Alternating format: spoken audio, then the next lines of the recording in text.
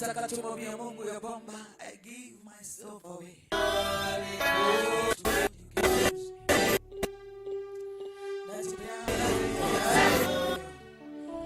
Ni kwa sababu umenitengeneza upya.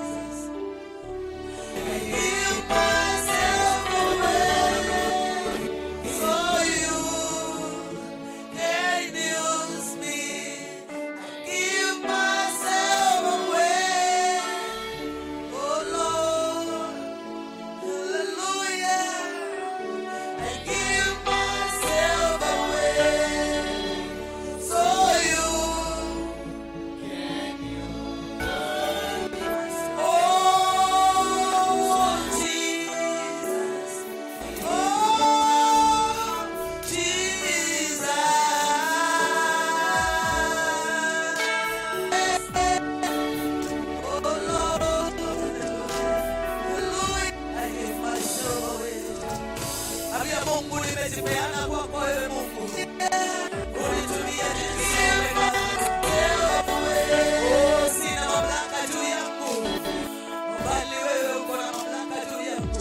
Kumbe ya kwamba hauwezi bila huyu Mungu. But God can do without you. Hatuwezi bila wewe Bwana, tunakuhitaji. We give ourselves unto you because you are the pillar that holds our lives. We give ourselves unto you.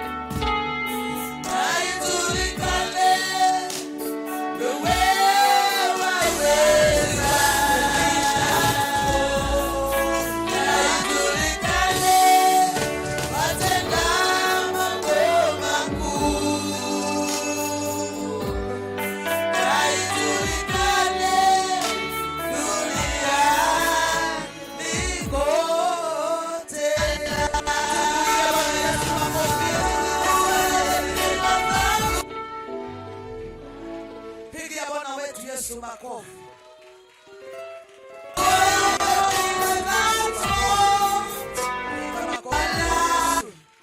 Piga makofi ya sifa kwa Yesu. Piga makofi ya sifa kwa Yesu. Makofi ya sifa, makofi ya sifa. Pata nafasi ya kumsifu huyu Mungu. Haleluya, haleluya. Chezea Yesu, chezea Yesu kwa sababu yeye ni mwema. Chezea Yesu. Kuna baridi, pata nafasi ya kumsifu huyu Yesu kwa sababu yeye ni mwema. Makofi ya juu ya shangwe na vigelegele kwa Yesu. Makofi, makofi, shangwe na vigelegele kwa Yesu.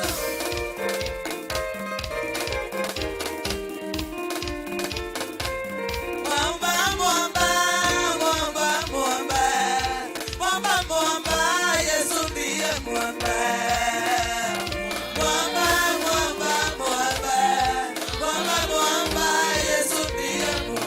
Oh, mwamba, mwamba. Mwamba, mwamba.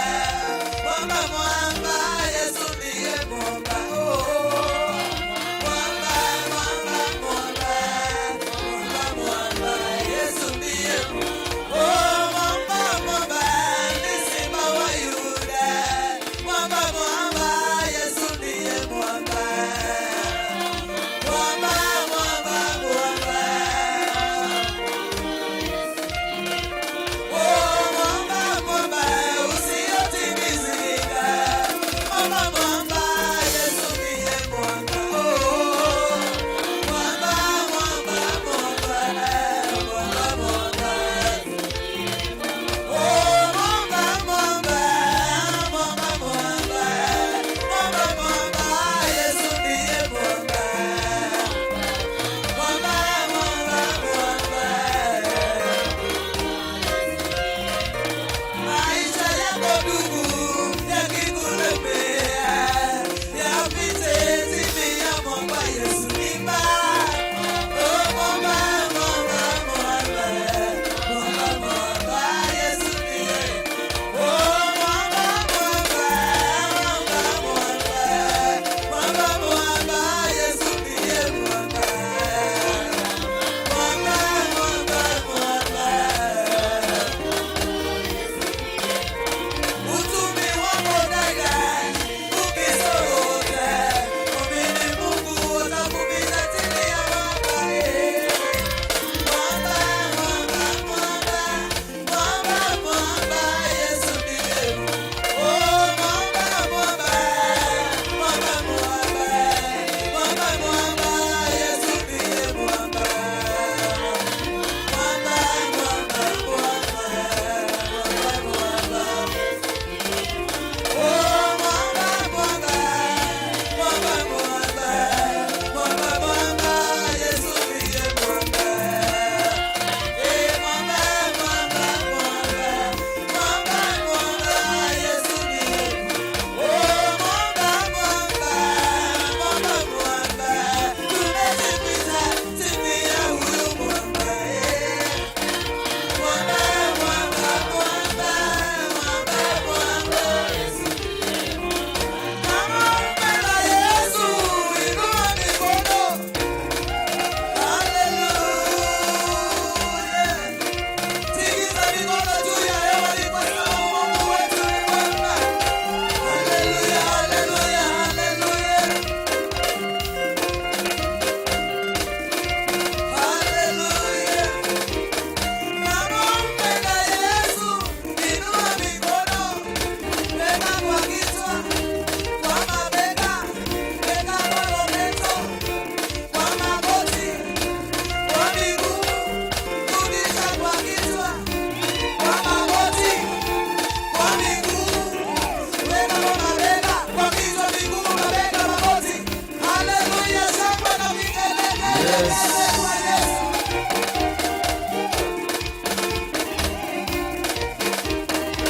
Haleluya. Haya. Haya hapa.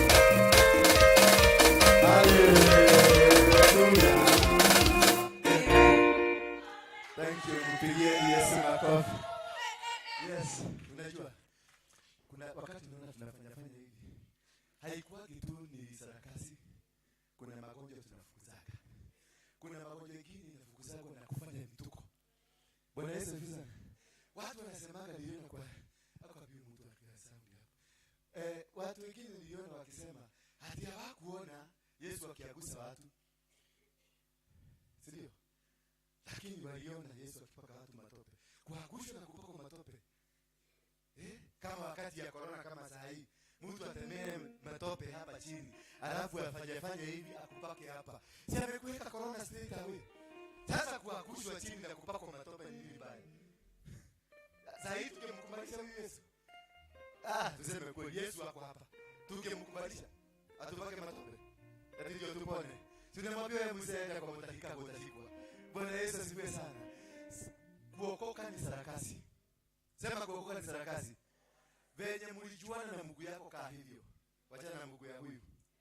Hujui kule walijiana na yeye. Venye mlijuana pale mlikutana na yeye, alikwambia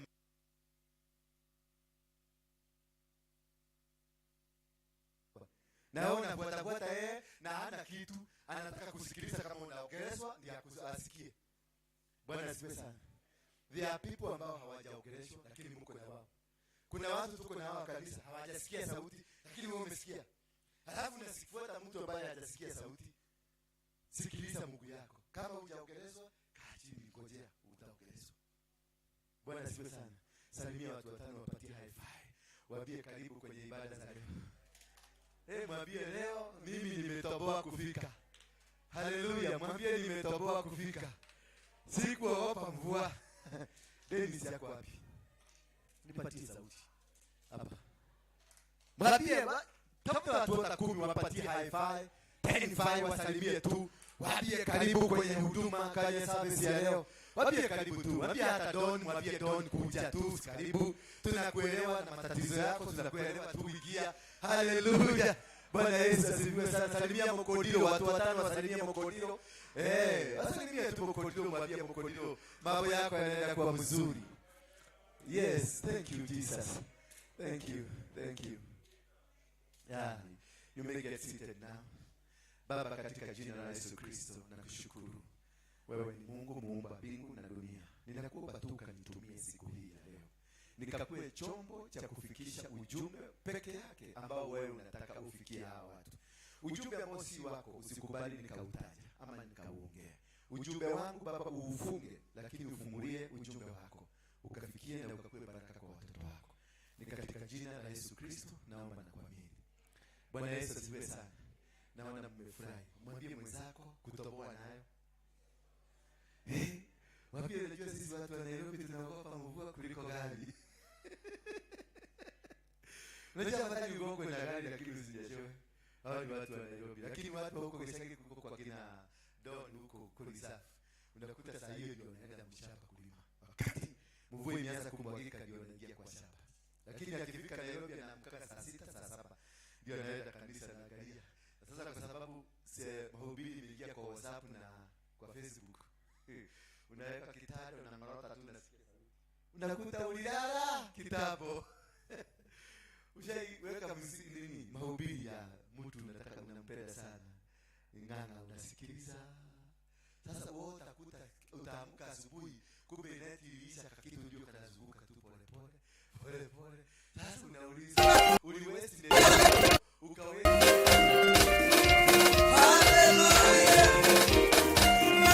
Dennis nataka hii hapa tu. Ndio mimi napenda sana kwa ile ingine.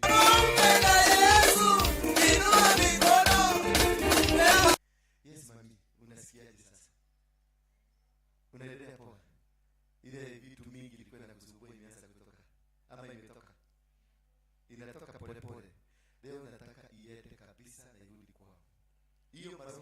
unarushiwa te. Unaka kitado na ngorota tu na anakutafuta. Unakuta sasa taulilala tapo. Na wakurushia. Weka msirini. Subiri ya. Unataka kumpenda sana kurushia roho ya ingana unasikiliza sasa mage. Sasa utakuta. Lakini wao wanasema wale ni divina. Ndio walimwekea hiyo roho. Bwana Yesu asifiwe sana. Sasa mkubwa anayetulisha kitu ndio hapa ni kurekebisha kwa haki. Wewe wewe tu bichi stroga unuke nikakuruka. Tukakuraka. Ya lita. Tutengenezane. Tuini garage. Hakuna mtu mzuri anayeenda kanisa. Ama kuna mtu mzuri. Watu wazuri wako nyumbani ama wako biguni.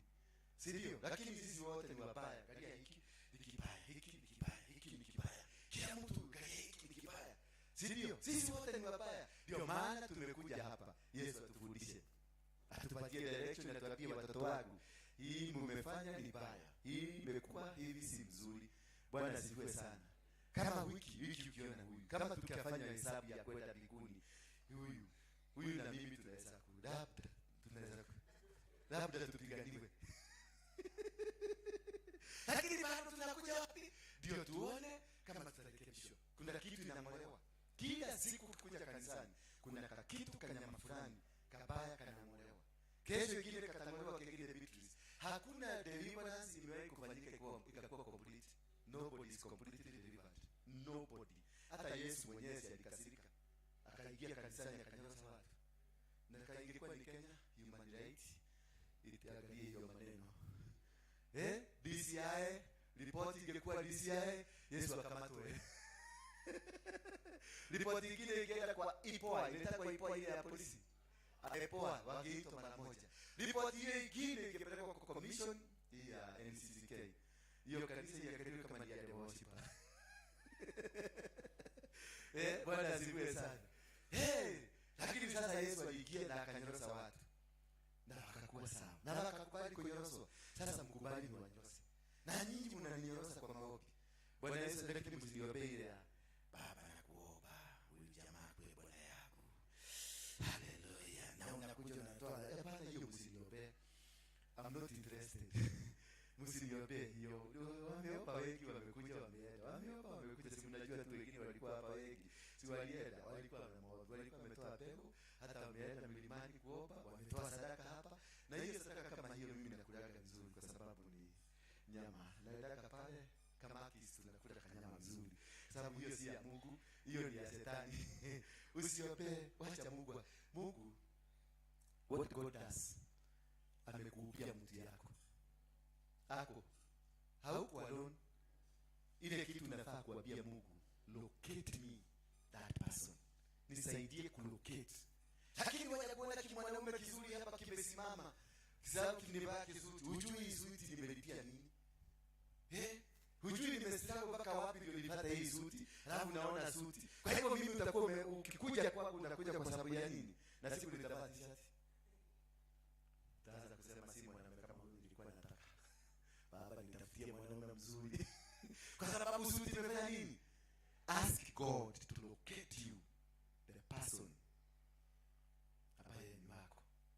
Kama ni kanisa, ask God ni direct to the right church. Kama ni business, direct me to the right business. Kama ni whatever hata unataka kwenda Mombasa, don't just go to Mombasa. Enda kwa mlima omba Mungu muulize, ni vizuri niende Mombasa.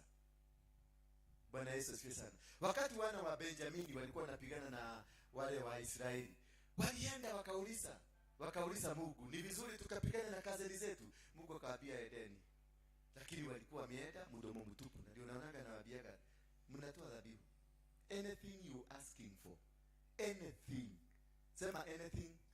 Anything. Hata kutaka kutoka kwa hii kanisa, inua dhabihu tu kwanza. Uliza Mungu, is it right? Am I doing the right thing? Bwana Yesu asifiwe sana. Kwa sababu unaweza kuwa uliletwa mtihani hapa tukunyorose, tukupanel beat, najua panel beating ni baya. Enda kwa wajabu pale chini wakipanel beat gari, uone venye nafanyako. Inagogo mpaka unaihurumia mpaka unawauliza, hapa sikuambia ugoge. Sasa umekuta amegoga mpaka huko, lakini anakuambia, ndio hapa itoke laini na pale, lazima nibomoe hapa. Sasa kuja tukubomoe. Hata mimi nabomolewa wako, na kujaga siku moja unaweza kunikuta kule kado hii nimekaa hivi. Sababu unaulizwa, niliona wekesa siku nyingine na nimekaa pale, ananichukulia nainama, ananichukulia. Saa hiyo nimefinywa. Nauliza Mungu, ni wewe uliniita hii kanisa ama nilijiita? Kwa sababu sometimes kuna wakati nakujaga na shidwa, ni kuitwa, niliitwa ama ni kiherehere yako. Sasa mimi ni kiherehere kiasi. Bwana Yesu asifiwe sana. Mungu ananiambia nikukuita, nilikuita. Na nimuuliza, sasa ni kwa nini ulileta Anita kwa kanisa yako? Ni kwa nini ulileta Karo kwa kanisa yako? Ni kwa nini ulileta fulani kwa maisha yako? Akaniambia, hao ndio walimu wako, tulia wakufundishe. Bwana Yesu asifiwe sana. Kwa hivyo kanaweza kuja mzee kama huyu, si unajua mzee anatusumbua.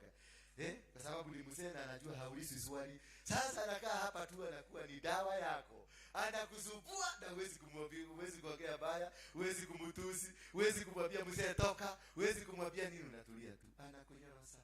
Anakuambia inua mkono juu, anakunyorosa hapa. Inua nyingine, anakunyorosa, unanyoroswa. Ukikuja ndio unaonaka wakati mwingine, hata watu mwingine alikuwa ananiambia jana, akipaswa na sina kuanga mhambo. Yaani watu wanaweza kukusumbua na unanyamaza tu hivyo. I wish it is me. Nikamwambia I wish Mungu akupelekee ile klasi nimeingia. Ndio utaelewa why I am humble. Because kuna siku singe tolerate. Lakini sasa uliza Don, kuna siku alitandikiwa shuka na huko chini. Akaambia sasa kuna siku singe tolerate. Lakini nao hata unakuja Karo utanitusi, utaongea yote, mtanisegenya, lakini bado tunacheka na kwambia kuja kikombe. Mtu mwingine ananiambia, yani pastor anaweza kukunywa kikombe na ule ndio anafanyanga ile maneno. Na ule ndio tulikuta akifanya maneno. Sasa unasema ile college nimepitia, wewe haujaipitia. I wish unaweza kupitia hiyo college. Na ninaomba tu mupitishie hiyo college yako. Bwana Yesu asifiwe sana. Unajua na wabifundishanga, kuna kitu niliwaambia. Mungu ni tofauti. Mungu wa Joshua sio Mungu wa Ibrahimu. Mungu wa Isaka sio Mungu wa nani? Yakobo. Mungu wa Elisha sio Mungu wa Elijah. Ukiitisha Mungu wa Elijah, ujue uangalie masaibu ya Elijah yote utayapitia. Ukiitisha ukisema Mungu wa Joshua tupiganie, ujue utapita process ya Joshua. Kama ni Musa, Mungu wa Musa unamuita, utapitia process ya Mungu, utapigwa na utatokea kwa kichaka, huko utakutana na Mungu. Sasa imagine Anita umetoroka kwa kichaka ndio unaenda kukutana na Mungu. Utakuwa umepitia nini? Kwa hivyo ukiita Mungu, unajua ni Mungu gani unaita Don. Sababu uliita Mungu wa Joshua ni vita. Utakuta kanisa yako ama mahali hata dua yako ni vita tupu, kwa sababu you have to conquer. Joshua was born to conquer.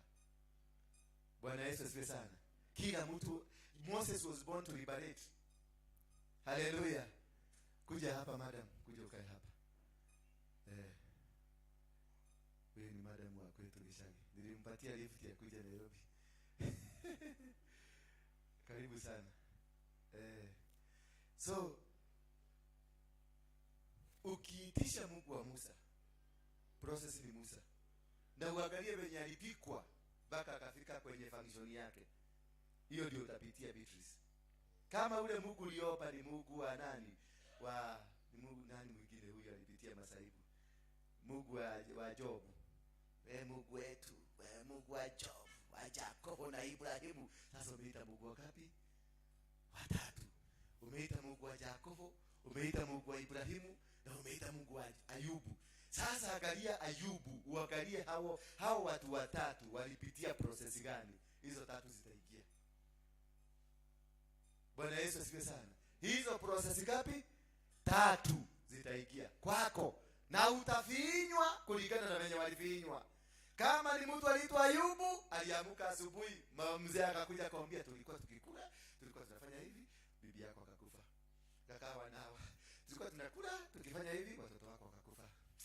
Another one hawa. Sasa jitayarishe to lose it all. Ukiita Mungu wa Job. Si wastui? Mama amestuka. So ndogetaka yureko. Mujifundishe kuita Mungu kulingana na ile process amekuitia. Kama umeitwa you are a liberator, Beatrice, you will be a liberator. Lazima upitie process ya kuliberate. You cannot liberate people if yourself you are not liberated. Hawa watu marasta akina naitangwaje? Hawa akina Buju wa zamani wanasemanga emancipate yourself from mental slavery. None but yourself can free your minds. No fear for atomic energy, because none of them can stop the time. Oh, sasa wanaruka juu wanasema agwan. Hiyo ni bagi. Sasa hii kitu inakuwa mzuri, lakini sasa ikifika agwan, najua bagi imeruka juu. Hapo ndio tunaambiaga punguza bagi. Bwana Yesu asifiwe sana. Nilifungulia Bible siku nyingine, akaniambia mtu alipatiwa kila mmea na akaleta hiyo mmea akauchora, nikaona akaanza kuambia ni huyu mmea ndio tulipatiwa. Wacheni bagi baba. Mwokoke. Juda anaitwa Helisirasi. Natayarisha moyo wa mtu ndio nihubiri. Huyu mtu anaitwa Helisirasi. Hao marasta hawakuwa wamepotea, ni wenye hawakufika. Bwana Yesu asifiwe sana. Tena kata Molodi wa Juda okakoro. Tatenda lebaru. Ne mshoso tenda lebaru. Bana mokolino. Moti mwana ya microphone. Sasa ukakoro yako uke udalime. Molodi wake AM and the main service from 11 AM to 1 PM. The altar speaks to God. The altar connects you with God. For more information, you can reach us via the number 0722 239 555 0722 239 555.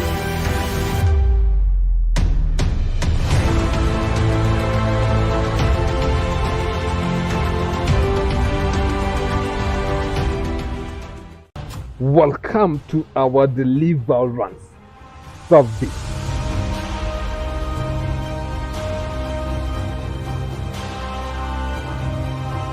Every Wednesday from 1 PM.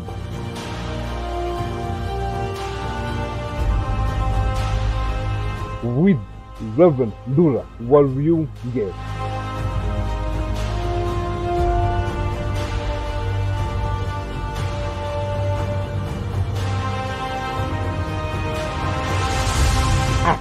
Crusaders for Christ, located at a roundabout of City Stadium.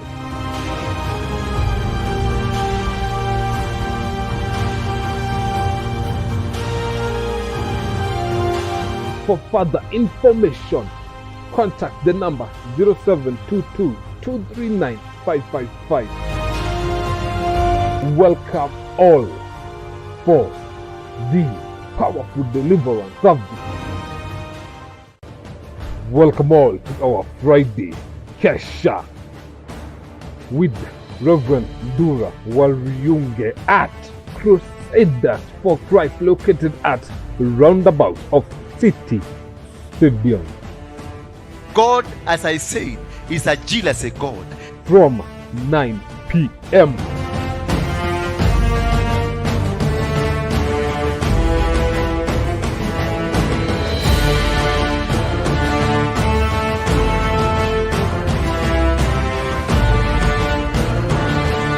For more information, you can reach us via the number 0722 239 555. The day you honor the word of God, favor of God will come. One-on-one with Reverend Ndura Waryunge every Tuesday from 10 AM at Crusaders for Christ, located at roundabout of City Stadium. For further information, contact the number 0722 239 555. One-on-one. Welcome to A Moment with Pastor Ndura every Monday to Thursdays from 8:30 PM. You see, maisha yako umefikisha miaka 80, umefikisha miaka 70, Mungu anakuambia nitakubariki. Unaangalia ni kazi gani unaweza kufanya. Hauna watoto wote walienda. Hauna chochote around you. Lakini this God is telling you, you will win. You need to stand still. Prepare yourself for that secret army to take control. Welcome all to our Sunday service with Reverend Ndura Waryunge. To realize yourself is to be connected back to God. So salvation is about connecting you back to God. And once you are connected back to God, then you walk the way God wants you to walk. At Crusaders for Christ, located at roundabout of City Stadium.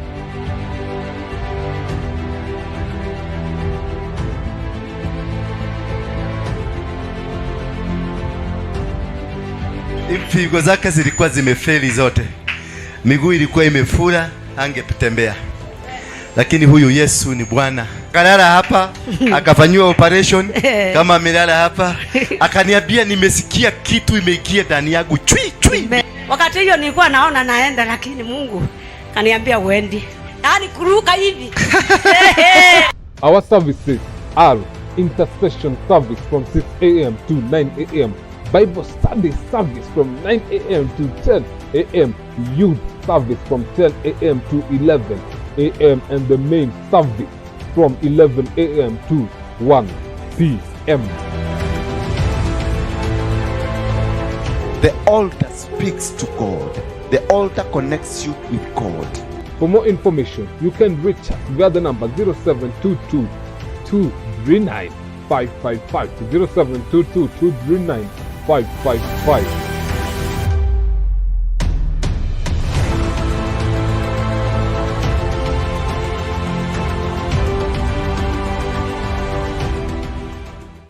Welcome to our deliverance service.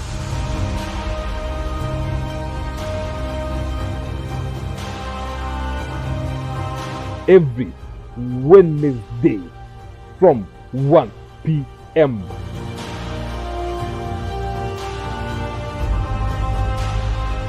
with Reverend Ndura Waryunge.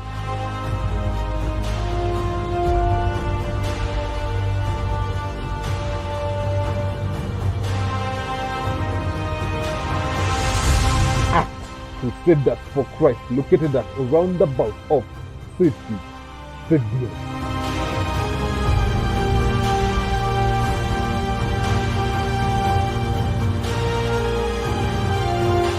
For further information, contact the number 0722 239 555. Welcome all for the powerful deliverance service. Welcome all to our Friday Kesha with Reverend Ndura Waryunge at Crusaders for Christ, located at roundabout of City Stadium. God, as I said, is a jealous God. From 9 p.m.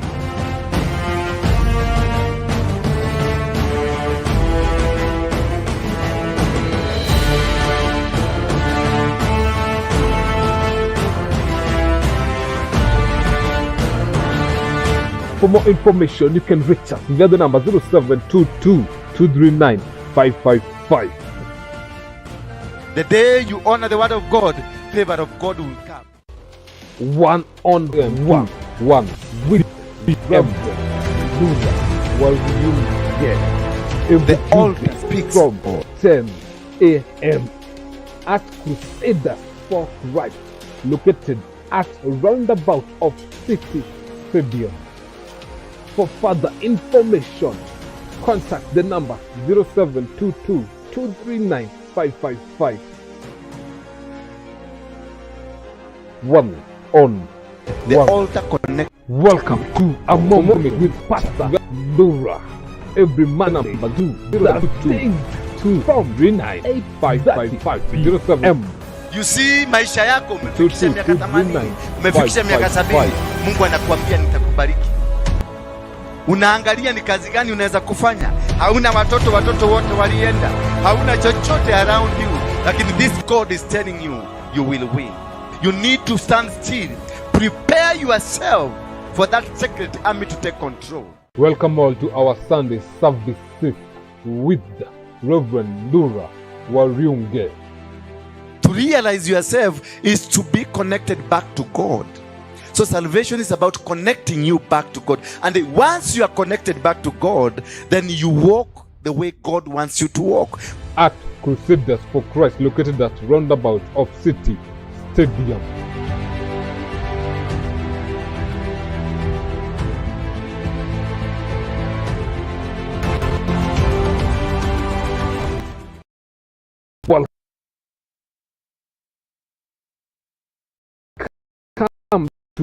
our deliverance.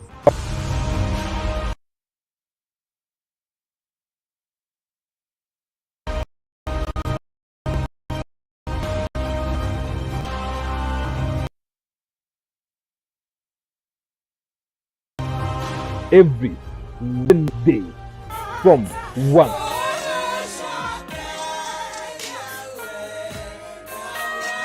p.m.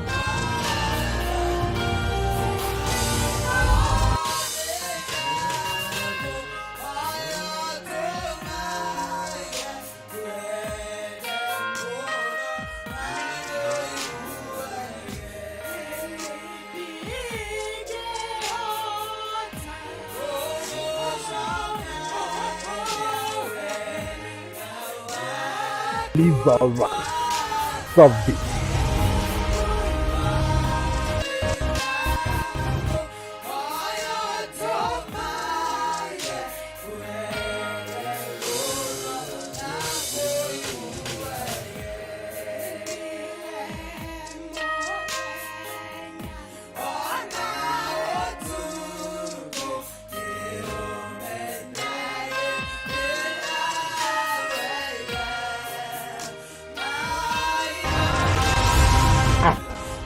Crusaders for Christ, located at a roundabout of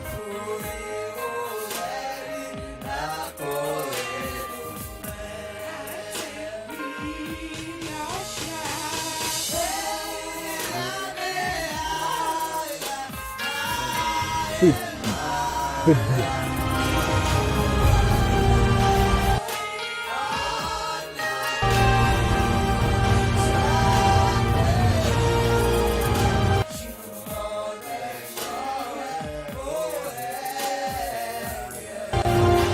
For further information, contact the number 07.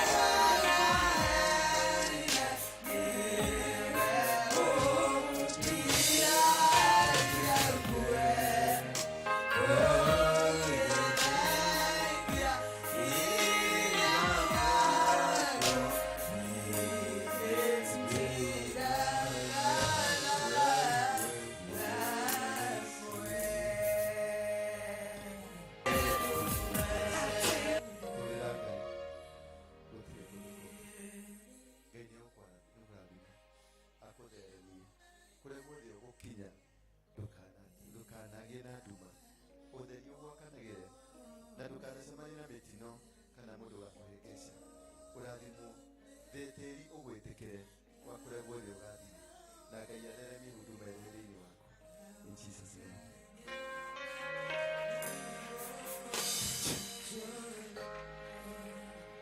Thank you. Don. Tunaweza kuketi. Wasalimia watu. Najua huyu pia tulikuwa tunakula changana na tulikuwa tunaopa lakini tunavuka lakini tunavugwa na Viceroy. Bwana abana tuchome tu kwa sababu hawa watu wanafikiria sisi ni watu wazuri. Ndio kwa maana wanatuchezeaka. Wacha wajue sisi si watu wazuri.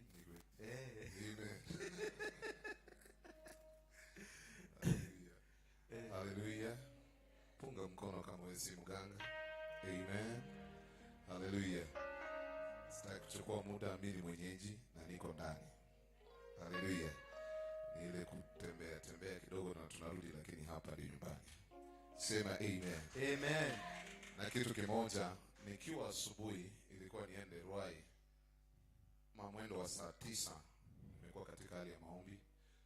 Then Mungu akanionyesha kitu. Wakati unaona njiwa ni ishara ya baraka. Na hiyo njiwa ilikuwa imetoka kwenye kichwa ya Reverend ikakuja upande wangu.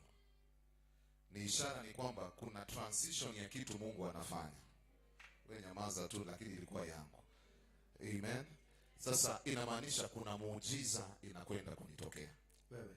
Yes. Kwani unanifunga tena? Inakwenda kutokea. Yeah. Na kitu kimoja inamaanisha neema ya Mungu iko mahali hapa. Amen.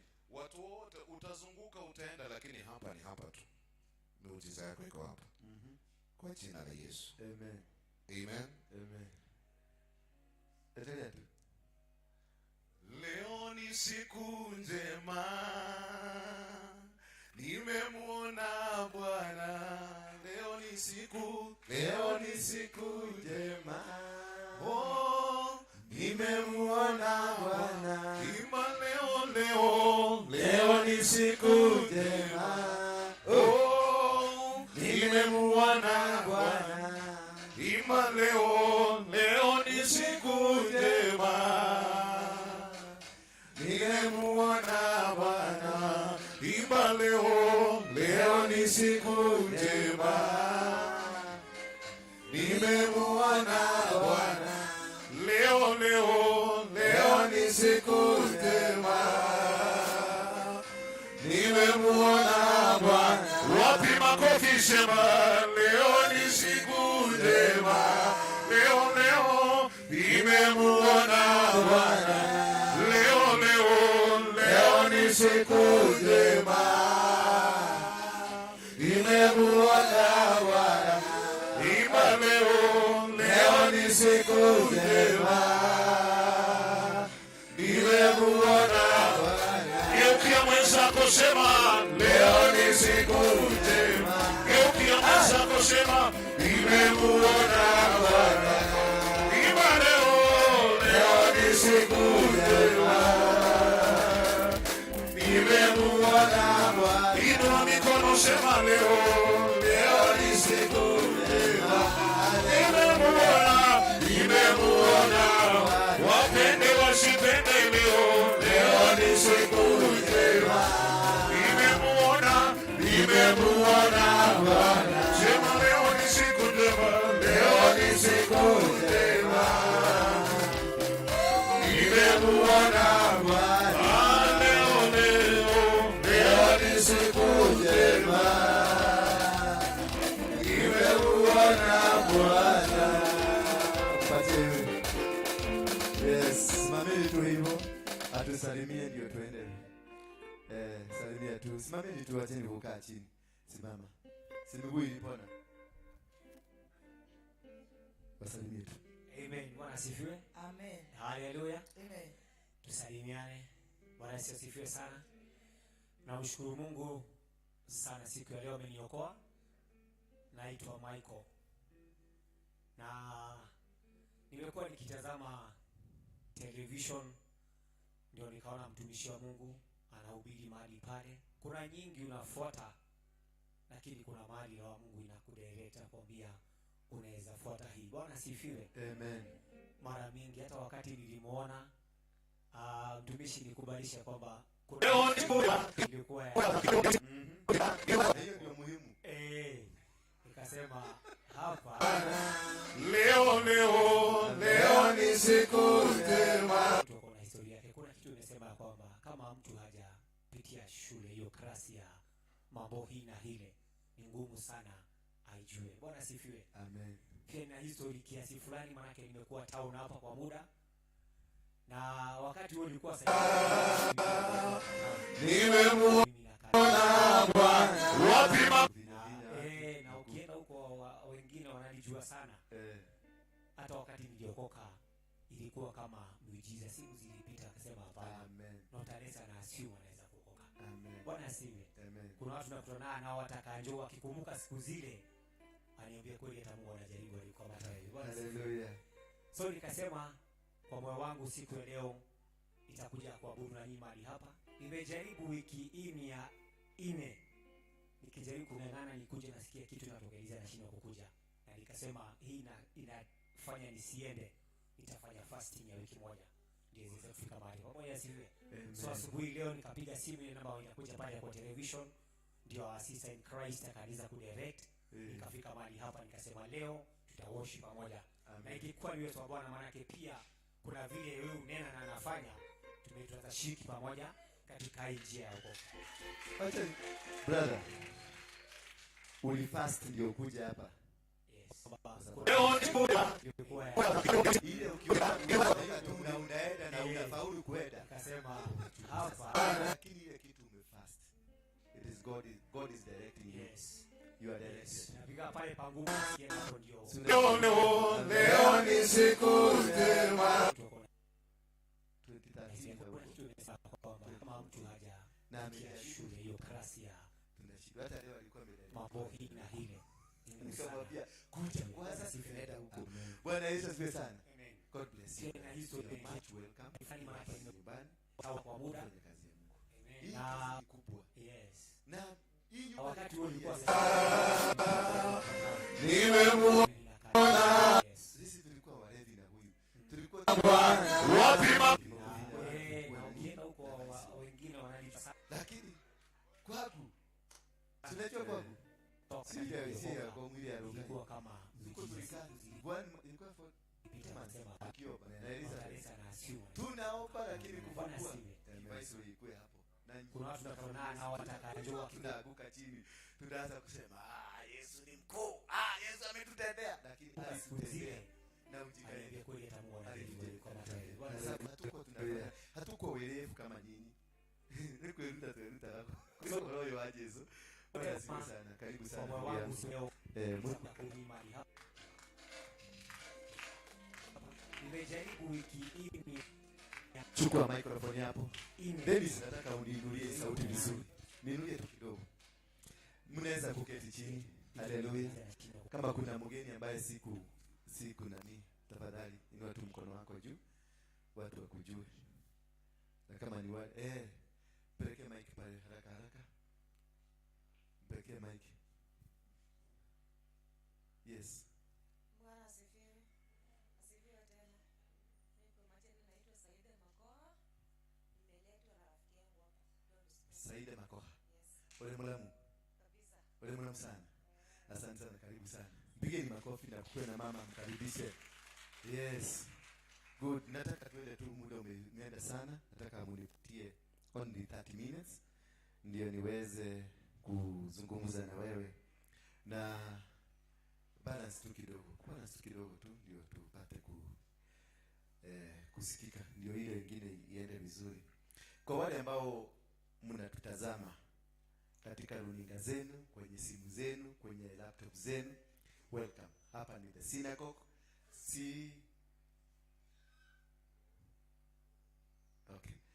Hapa ni the synagogue ambako ni kanisa ya CFC, na unaalikwa kila Jumapili tunakuwa na service ya live na pia tunakuwa na service hapa.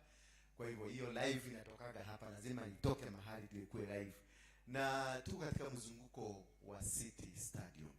Ukiwa hapo kwenye City Stadium, ukiingia Mudhurwa tu kuna nyumba kubwa hapo, utaona kibao kimeandikwa the synagogue. You are much welcome. Hiyo ni Sunday. Wednesday we have deliverance service.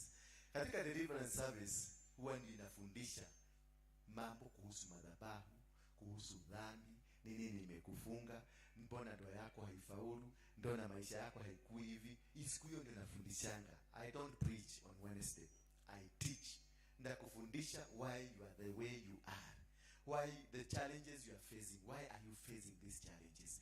I will teach you on Wednesday. Kutoka saa 4 mpaka saa 10 tunakuwa hapa mafundisho, alafu tunafanya deliverance. On Friday, we have every Friday of the month tunakuwa na kesha za Thanksgiving. You come here just to thank God, to worship. Unalala chini, unafanya hivi, unajinyima, tunalala, tunaomba mpaka asubuhi, tunakesha naye Mungu anakuwa kutubariki. Bwana Yesu asifiwe sana. That is your welcome. Na pia on Tuesday niko na one on one. Unakuja tunakaa na wewe chini, unanieleza na mimi nakueleza. Every Tuesday kutoka saa 2 asubuhi mpaka saa 12 jioni unakuja, tunazungumza, tunaelezana, tunaapiana. Bwana Yesu asifiwe sana.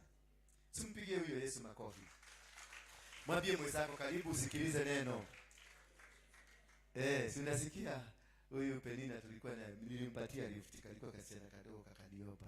Na siku nilikuwa naogopa. Kwa nini huko niogopa? Nilikuwa naogopa, nilikuwa hako na point hivi.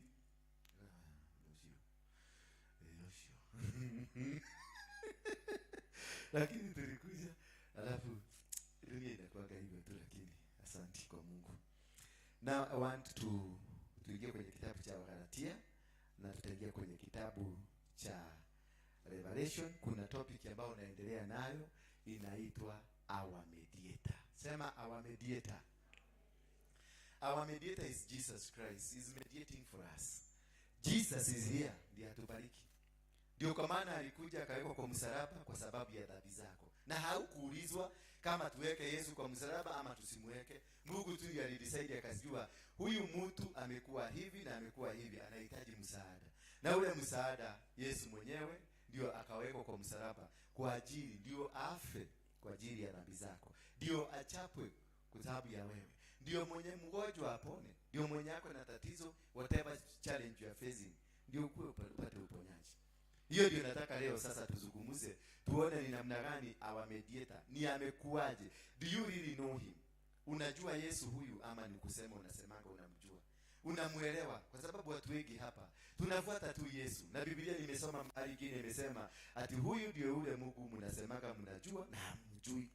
Sasa tunafuataka Yesu. Kwa sababu kuna watu wengine pia nimesoma walikuwa na Yesu wao. Alikuwa anaitwa Yesu nani? Baal, Jesus. Na walikuwa wanamwabudu na wakasema huyu ndio Yesu. Vijana wengine wao wanaitwa nani?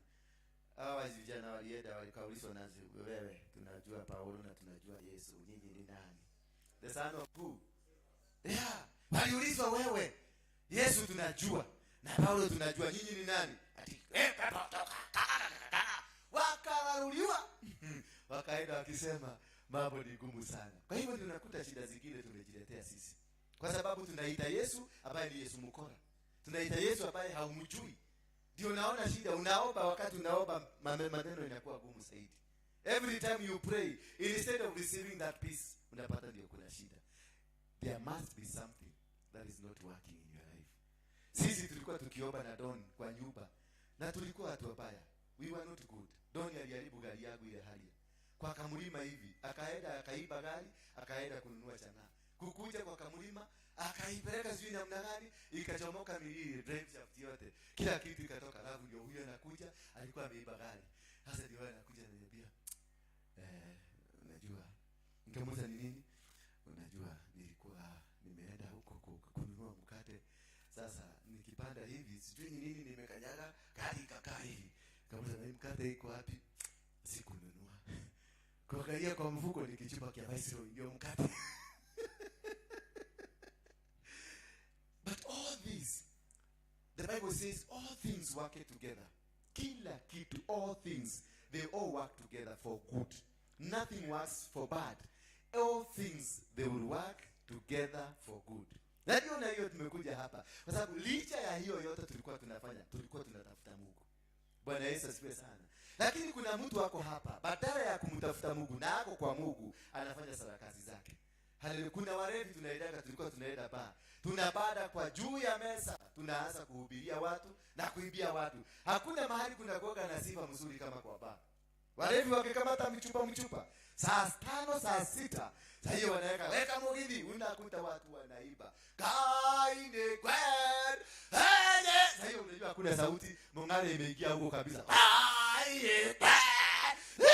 Lakini unaona kuna upendo zaidi, kama chupa mbili hapo, peleka chupa nyingine mbili hapo, peleka chupa nyingine mbili hapo.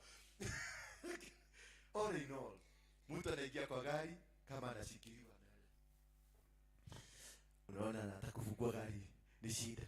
Anaingia kwa gari. Akiingia yeye anasema gari inajua kwao. Na anaiendesha mpaka kwao. Ni huyo Mungu alikuwa anasifu. Bwana Yesu asifiwe sana. Anamsaidia, unakuta hawa watu ndio wanakujaga kukua wainjilisti, wanakuwa watu wazuri. Bwana asifiwe. Sasa najua mmefurahi sana. Sasa nataka tujue our mediator. Lakini subtopic ile tutakuwa nayo, walking in the spirit. Kitabu ya Galatia. I say then, walk in the spirit and you shall not fulfill the lust of the flesh. Tembea kwenye roho na hautafanikisha madhambi ya dunia. Hiyo ndio kile kitu ya muhimu sana katika maisha hii. Maana dunia hii tunataka tu tutembee kulingana na venye Mungu ametuambia. If you walk in the spirit, hautapatana na watu unapiga. If you walk in the spirit, hakuna siku utadanganywa. If you walk in the spirit, hakuna siku utajipata kwenye mitaro. Always utajipata kwenye mambo mazuri. Maana unapotembea na roho wa Mungu, Yesu akienda aliambia watu ya kwamba nimeenda lakini nimekuachia msaidizi. That is why we need to walk in the spirit. When you walk in the spirit, msaidizi wako yuko. Atakubariki, atakusaidia. Wanapokupangia anakuja anakuambia kuna kampango kabaya. Unapoenda kugojeka wanakuambia kuna ugonjwa inakuja, unahitaji. Unapoenda pale kwenye shimo unakuta kuna shimo. Anakuambia hapo mbele kuna shimo, kwa sababu he is walking with you. Na ulikubalisha kutembea na yeye. Ndio unaambiwa walking in the spirit, because the spirit was left to us as our helper. Hallelujah. The only thing that can help you, ile kitu inaweza kukusaidia katika dunia hii, ni kutembea kwa baraka za Mungu, kutembea kwenye mafundisho ambayo Mungu ametuapia. Kama si hivyo hatuwezi. Hauna nguvu yoyote. Hata ukue ni nani wewe, ukue wewe ndio elephant katika dunia hii, hauwezi ukafaulu. Kama ni kabiashara kako, weka Roho Mtakatifu, walk with the spirit, weka Yesu hapo ndani, weka damu ya Yesu hapo ndani, na Mungu atakuja, utaona inafaulu. Na huwezi kushindwa. When you walk with the spirit, hauwezi kushindwa. Maadui wa kuinukia, kwa sababu watakuinukia. Utakuta vita vilipiganwa na haukujua. Haukujua hata kidogo, maana vita vinapiganwa bila wewe kujua. Huyu mama alikuwa ameniambia watoto wake ni wagonjwa, hawezi kuja kanisa. Sasa nikamwambia, si uangalie uone ni kanisa unakatazwa kukuja. Kwa sababu ya nini? Kwa sababu kuna kitu Mungu anataka kukuachilia. Lakini wale wametangulia, wamekufuga ndio uweze usikuje, ndio wewe usibarikiwe. Bwana asifiwe sana. Ukiona tu challenge tudogo, invite the Holy Spirit. Invite God in your life. When you ukialika Mungu katika maisha yako, hakuna adui atakupangia.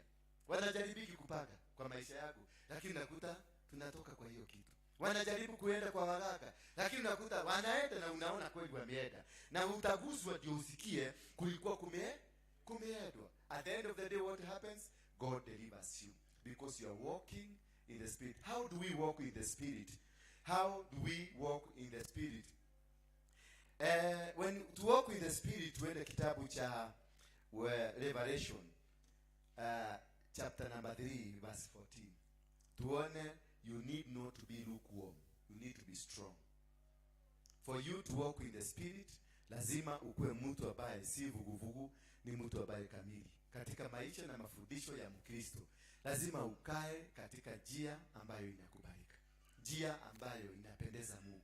Na hapa kuna mtu aliadikia kanisa, na nitarudia kwa sababu hii tulifanya mafundisho hii Friday usiku, lakini wacha nirudie kwa sababu haikuenda moja kwa moja usiku huo, na ndio wengine ambao walikuwa hapa na wao wapate kuelewa ni nini nilikuwa nafundisha. Na inasema hivi, and to the angel of the church of Laodicea writes, these things says the Amen, the faithful, the true witness, the beginning of the creation of God. Inazungumzia mambo matatu. These things says the Amen. Once ni Amen, pili ni faithful, na tatu ni true witness. I know your works, that you are neither cold neither hot. Bwana Yesu. Wao wanasemanga kila wakati amen. Nikisema Bwana asifiwe, amen. Bwana amen. Ndio wa kwanza kuruka juu, ndio wa kwanza kusema maneno, ndio wa kwanza kuokoka. Wanakutoleaga ushuhuda mzuri sana. Akikutolea ushuhuda saa hii, unaona mtu candidate ya kwenda mbinguni. Anakuambia Bwana Yesu, oh Bwana Yesu asifiwe sana. I feel the Holy Spirit moving around me. Hallelujah. Hata kutembea unaona venye anatembea kwenye anga ya Holy Spirit. Yaani hata kukula na kula Holy Spirit. Ni watu ambao unakuta they are deep katika kutoa testimony. Venye aliokoka 1974. Venye aliokoka, venye nimetembea, venye nimefanya. Tulikuwa California, tulipoenda California tulihubiria watu wakaokoka. Roho alishuka, tukatoka hapo tukaenda Bugoma kwa Maumo, tukaenda tukahubiria watu. Mwana, watu waliokokeko sana. Yani the talk of greatness of God, but inside them they are empty. Because it's about the pride. The pride, not the Holy Spirit. Everything is Holy Spirit guided. When you are walking in the Holy Spirit, you become a winner. When you are walking in the Holy Spirit, you don't give testimonies that are flesh or lusty. they give testimonies that are holy kulingana na the power of the anointing. Hallelujah. So huyu mwandishi aliandikia hii kanisa akamwambia, I know you are neither cold neither warm. Ni mtu ambaye anakujaka kanisa lakini ukimchunguza hakuna kanisa ndani yake, lakini ni mtu wa member wa CLC, ni member wa Catholic, ni member wa Full Gospel, ni member wa kanisa zile zingine, lakini ukitafuta ndani yake uangalie uone vituko anafanya na mambo anaishi na ile maisha yako nayo haipelekani na hiyo kanisa ameenda. Bwana asifiwe sana. Na lakini kuiba ni namba moja, ushuhuda ni namba moja. Ukimpatia microphone ya kuhubiria utaokoka. Lakini baada ya hiyo mambo yote, mkute hapa chini, unamuuliza mpaka unakaa pale unashida, yule alikuwa anatuhubiria ama ni mtu mwingine? Bwana Yesu asifiwe sana. Ukutane na yeye na huko akiwa hoka akifanya kazi ya kuuza, utashindwa. Huyu ni yule alikuwa kwa praise and worship ama ni mwingine? Utaona huyu kabisa, huyu ni brother yake ama ni cousin yake, ni mtu wanafanana, kwa sababu yeye ni mwokofu hapa juu, lakini ndani hakuna kitu. Si mwokofu, ni mtu ambaye amejazwa na roho ya kishetani. Na hawa ndio huyu mtu alikuwa anawaandikia barua, anawaambia you are neither warm, you are neither cold, you are neither warm. Yani wewe si baridi na wewe si moto. Hiyo ndio Ukristo wa Kristo wengi. Hapa ukiwaambia tusimame, kama sasa pale kutokea mtu na bunduki akuje pale, piga risasi moja juu, pa, aseme yule anajua ni Mkristo, atoke huko. Wangapi hapa watatoka? Alafu ashike ule wekesa mvurute na huko amrushe kwa choo. Alafu sikie huko ndani toa hata hajamuua, lakini huko sasa akuja aseme yule anajua ni Mkristo. Afuata wekesa. Wangapi mtatoka? Anita niambie utu kweli. Beatrice niambie tu kweli. Utaanza kusema totia hono kile tokege. Hatukuokoka ndio tukue wajika. Lazima utumie akili ujinasue. Hapo unasema nini? Sisi unajua hapa tunakujaga. Unajua Sunday tunapoekaga nyumbani. Tukasema wacha akatukuje tu kanisani tuibiwe. Unajua mimi hata sikujagi mahubiri ya hiyo mtu. Na furahia tu akiiba na msikia vizuri, sikia vizuri. Wengine anasema unajua nilikuwa napita hivi nikasikia watu wanaiba hapo nikaingia. Wengine anasema hapana, mimi ni askari na mimi askari. Nimetumwa huko kufanya investigation kama huko ni ukweli. Mwingine anasema Karol anasema mimi daktari, nilikuwa nimeenda kuangalia kama kuna watu wagonjwa wa macho. Bwana asifiwe sana. Kwa sababu you are neither cold neither warm. Wewe ni Mkristo ukionekana, lakini Ukristo yako hakuna. Wewe ndio unasegenyana. Kama unasegenyana, wewe ni lukewarm. Kama unataka unapulania watu, unaenda unaongea stories za pastor wako huko na huko, wewe ni nini? Ni lukewarm. Wewe si mtu kamili, si mtu ambaye aliokoka. Unahitaji kuhubiriwa, unahitaji kuokoka, because in you there must be righteousness. In you must speak the truth. For you to be strong, you must speak the truth, remain the truth and walk the truth. Sasa anasema I could wish you were cold or you are hot. Hiyo ni barua amewaandikia. Ningewish kama ingekuwa ni maombi yako, kama ingekuwa ni kuwezekana kwangu, you either utoke hii kanisa uende ukakuja mungane na bagi zako, kuliko ukae hapa lakini wewe ni mbaya kuliko watu wanavuta bagi. Bwana Yesu asifiwe sana. I will wish ukue cold ama ukue hot. Lakini usikue huko dole moyo na dole mohoro. Wewe ni dole nyama ine na dole ke. Dole ine. You are there, just there. Hiyo unapoteza wakati yako hapa. Unapoteza wakati talenta. Ndio unasikia watu wamekufa kispiritually. Unakuta mtu ni mzuri, anang'ara vizuri, ukiangalia misakiali unaona Mungu. Lakini ukitembea na misakiali unaanza kuona shetani. Bwana Yesu asifiwe sana. Unaona huyu msee, unaona ukimwona venye amevaa, unaona huyo ni Yesu. Lakini mtembea na yeye siku 2-3, unashida huyu ni yule niliona ama ni mtu mwingine. Kwa sababu he is neither cold nor hot. Anasema I will wish, and it is my wish also, I will wish this church mkue either mchague. Kama mnataka tukue baridi, tukue baridi. Kama mnataka tukue moto, tukue moto. Na kukua moto ni kukaa venye Yesu anataka. Bwana Yesu asifiwe sana. Lakini mkitaka tukue wakora, tukue wakora. Tuache kukua katikati, kwa sababu unahitajika pande mbili. Na lazima uende. Baada ya kufanya kesi, kuwe na kesi kubwa ya shetani na Mungu. Ati huyu alikuwa wangu, huyu alikuwa wangu, huyu alikuwa wangu. Rahisisha hii kazi. Kama ni kwa shetani, ikia kwa shetani mzuri. Kama ni kwa Mungu, ikia kwa Mungu mzuri. Mzima kabisa. Don't be here or here. Rahisisha hii kazi. Si unaona venye Musa aling'ang'aniwa mpaka ikabidi Michael ateremke. Kwa sababu hiyo sio mzuri. Wewe rahisisha hii kazi. Kama wewe ni wa shetani, wacha tuone kazi zako za kishetani. Kama wewe unajua inapenda wa Nigeria sana. Wa Nigeria ukienda kwa Nigeria, uchai wanauzaka kwa soko. Ukienda kwa Nigeria, iko kwa soko. Unaambiwa hii ni ya kuua mtu, hii inauaga mtu in 3 days. Hii inauaga mtu in 5 days. Hii ukitaka akuve polepole kwa mwaka mzima ndio hii. Ukitaka instant ndio hii. Bwana asifiwe sana. Niko kwa soko. Na ukienda kwa Nigeria ameokoka 100%. Hadi unaona watu wanaogopa. Akikuja tunaona wanakuja hapa na wanatukoni, wanatutengenezea kipesa ya makaratasi. Na anakuambia nataka kukutajirisha. Na yeye mbona alitoka kwao? Sasa alikuja leo kutafuta pesa. Mbona hakutengenezea hiyo pesa kwao? Atajirikia huko. Lakini kwa sababu kuna yule Mungu anaabudu. Na huyo Mungu ndiye anakuja, akiingia Nairobi milango yake inafunguka. Anakuwekea juju na kuambia hii noti nitakutengenezea, na yeye paka powder hapo na fanya noti ya gili moja na kuambia enda kwa duka ununue. Unaenda unanunua na inakutengeneza pesa. Alafu unaenda kwa bagi na mtolea milioni 10, unampatia kutengenezea ikwe bilioni 5. Mbona yeye hawezi kutengeneza yake? Ni kwa sababu yeye si vuguvugu. Kule anaabudu, anafanya hiyo kazi bila uoga. Na anafanya rightly. Kwa hivyo ukitaka kufaulu katika hii maisha ya dunia, kaa ukiwa karo, kaa straight. Kama wewe ni mwokovu, simama na uokovu. Wacha watu wakuchukie kwa sababu ya uokovu yako. Wacha watu wote wakuache, hata familia yenu ikuache, lakini usimamishe uokovu yako. Na kama ni mchawi na unataka kufanya mambo ya wizi ya nini, miguu zake zilikuwa zimefeli zote. Miguu ilikuwa imefura, angetembea.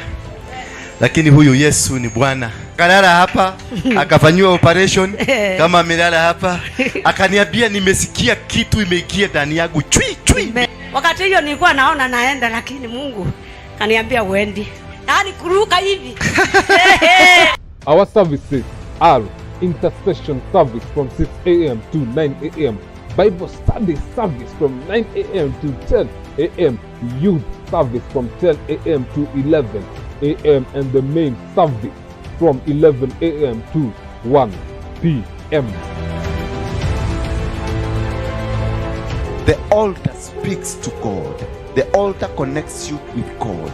For more information, you can reach us via the number 0722 239 555 0722 239 555.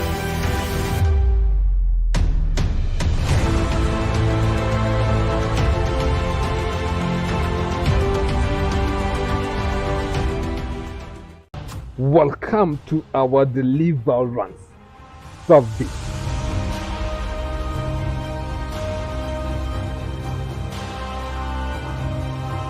Every Wednesday from 1 p.m.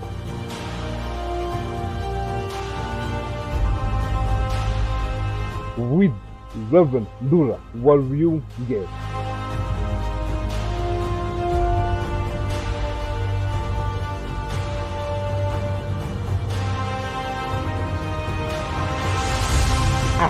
Crusaders for Christ, located at a roundabout of City Stadium.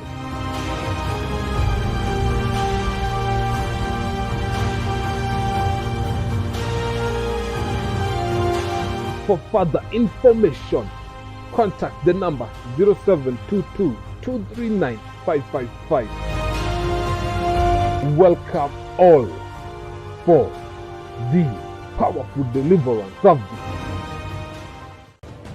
Welcome all to our Friday Kesha with Reverend Dura Waryunge at Crusaders for Christ, located at roundabout of City Stadium. God, as I said, is a jealous God. From 9 p.m.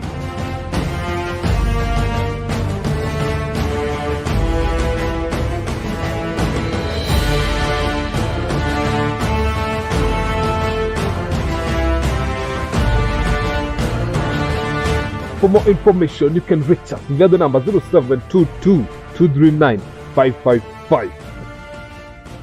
The day you honor the word of God, favor of God will come. One-on-one with Reverend Ndura Waryunge every Tuesday from 10 a.m. at Crusaders for Christ, located at roundabout of City Stadium. For further information, contact the number 0722 239 555. One-on-one. Welcome to A Moment with Pastor Ndura every Monday to Thursdays from 8:30 p.m. You see, maisha yako umefikisha miaka 80, umefikisha miaka 70, Mungu anakuambia nitakubariki. Unaangalia ni kazi gani unaweza kufanya. Hauna watoto, watoto wote walienda. Hauna chochote around you, lakini this God is telling you, you will win. You need to stand still. Prepare yourself for that secret army to take control. Welcome all to our Sunday services with Reverend Ndura Waryunge. To realize yourself is to be connected back to God. So salvation is about connecting you back to God. And once you are connected back to God, then you walk the way God wants you to walk. At Crusaders for Christ, located at roundabout of City Stadium.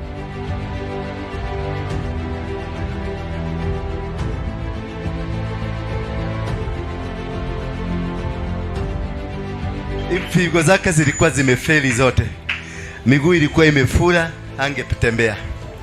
Lakini huyu Yesu ni Bwana. Kalala hapa, akafanywa operation kama amelala hapa, akaniambia nimesikia kitu imeingia ndani yangu chui. Wakati hiyo nilikuwa naona naenda, lakini Mungu kaniambia uendi. Yaani kuruka hivi. Our services are intercession service from 6 a.m. to 9 a.m. Bible study service from 9 a.m. to 10 a.m. Youth service from 10 a.m. to 11 a.m. and the main service from 11 a.m. to 1 p.m.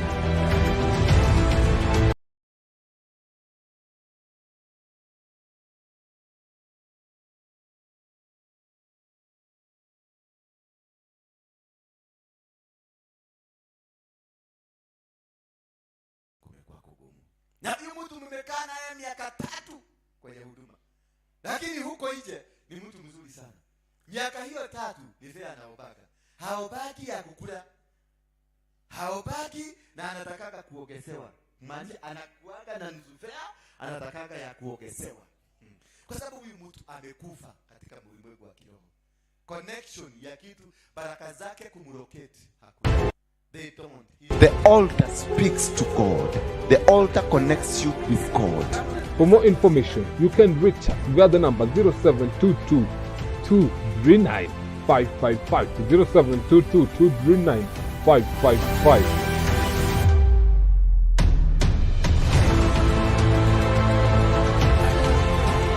Ukikufia hapa katikati, hautazikwa na mtu. Ulikufia kwa roho, no man's land. Hallelujah. Wale watu wamekufa kiroho kwa sababu hawani fugufugu. They are in no man's land. Nobody can pick you. Utaoza hapo, mafisi watakukula na manyini utakuliwa na maubwa ukwishe. Because you are neither here nor there. Bwana Yesu asifiwe sana. Hiyo ndio nakuuliza tu kutoka sasa. Uamue na ufanye msimamo ya kusema ni wapi unataka kukua. Unaruhusiwa. Fanya msiha. Lakini kanisa hii mimi nataka kutangaza. Mimi na nyumba yangu. Nyumba yangu si nini? Mimi na nyumba yangu tutamwabudu Mungu peke yake. Haleluya. Tutamwabudu Mungu peke yake. Kwa hivyo lazima tushikane moja kwa moja. Tufanye kazi ya Mungu, tuingie kwa maombi, tutubu dhambi zetu ndio tufunguliwe. Wacha wakasikie ndio unataka ujue kama wewe ni uko pande gani. Wacha tu nikuelezee leo ndio gari kubwa ujue kama uko hapa ama uko pale mwingine. Because you say wale watu wote ambao hawako kwenye, they are neither here nor there. Their characteristics inakuwaga hii. Because you say I am rich, wao wote ni watu wa kujisifu. They are pride and they are arrogant. Kila wakati wanasema ni wanajua neno. Huyu atatuambia nini? Hiyo kijana aliokoka just the other day tukimwangalia. Na wanatembeaga na shingo nyingine imejipita. Hiyo kijana juzi kaliokoka tukikaangalia. Kamezaliwa tu, mama yake sinajua tulikuwa nasoma na mama yake. Ni neno gani anaweza kutupatia leo? Ni neno gani?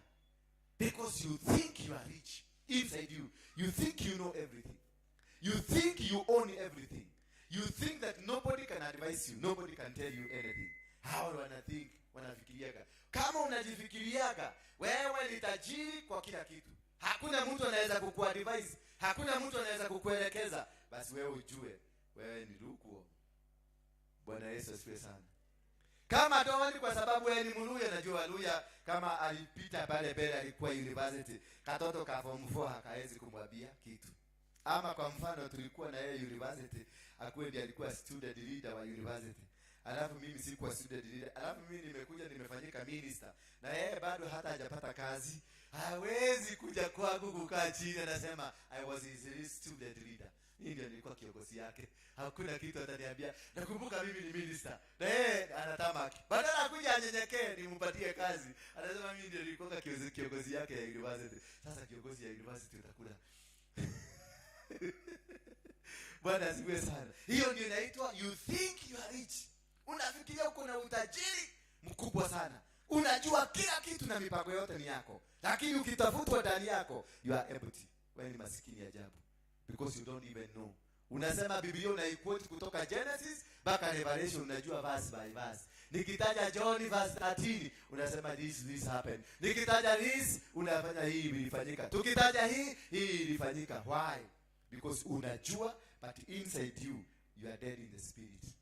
There is those kind of people. Inside them, the spirit is dead. And when the spirit is dead, it means you are operating on your own. Bwana Yesu asifiwe sana. Namba 2 ya hawa watu ambao wako kupande hiyo ya kutapikwa. Leo mnatapikwa wale wanatapikwa. And they have become wealthy. Wao wanafikiriaga wana utajiri. Wealthy ni kufikiria wewe sasa umetosheleka.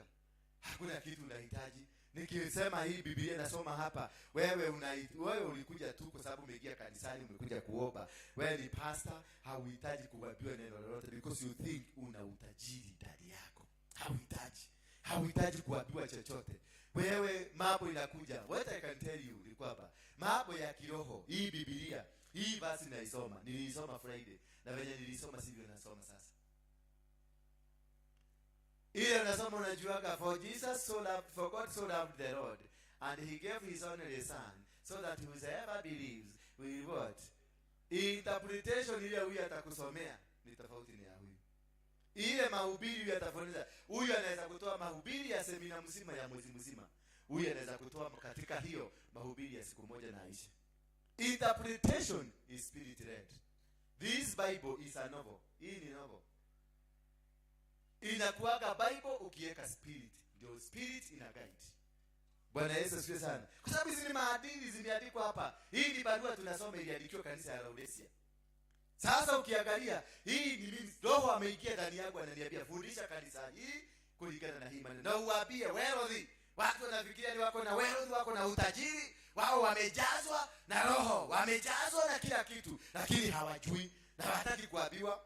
Hawa ndio hawa tumeambiwa hapa. They think they are wealthy. Na hawataki ukiwaambia kitu, unasema the Holy Spirit unajua neno hali. Unakuta anakuambia neno halijasema hivyo. Mimi sikukwambia kulingana na venye neno limesema. Nimekuambia kulingana na venye Mungu anasema. Hiyo neno yako peleka kwako. Lakini ile vile Mungu anasema ndio nataka nikwambie. Lakini nimetoa wapi? Hapo kwa hiyo neno nasema limesema. Bwana Yesu asifiwe sana. Hao ndio nakutaka wanajitaka wazee waliokolea katika uhubiri, waliokolea kwenye kazi za Mungu. Hakuna kitu kingine wanajua, ni neno linasema. The Bible is it supported in the Bible? Yes, it is supported. But what about the Holy Spirit? Anasema Bwana amesemaje kuhusu hiyo kitu? Mungu amesemaje? Kwa sababu hii Biblia imesomwa. Hapa ndio Catholic ilitoka kwa hii Bible. Hapa ndio huyu mama ametoa kikireba yake hapa. Huyu mama. Hapa Muislamu alitoka wapi? Kwenye hii Bible. hata wachawi wote wametoka wapi? Kwenye hii Bible. So it is about, what about the Holy Spirit? Anasemaje? The Bible neno liko kama huyu mzee, sina amelala hapa, watu wengine watalala neno likihubiriwa. Bwana Yesu asifiwe sana. So hata kulala kwake is biblical. Lakini sasa ina depend. Amelala ni nini imemlalisha? Labda neno yake ndio hiyo nasema leo. Na mshetani anamvuga macho na mabia lala, wanataka kukusaidia. Na mzee analala. Bwana Yesu asifiwe sana.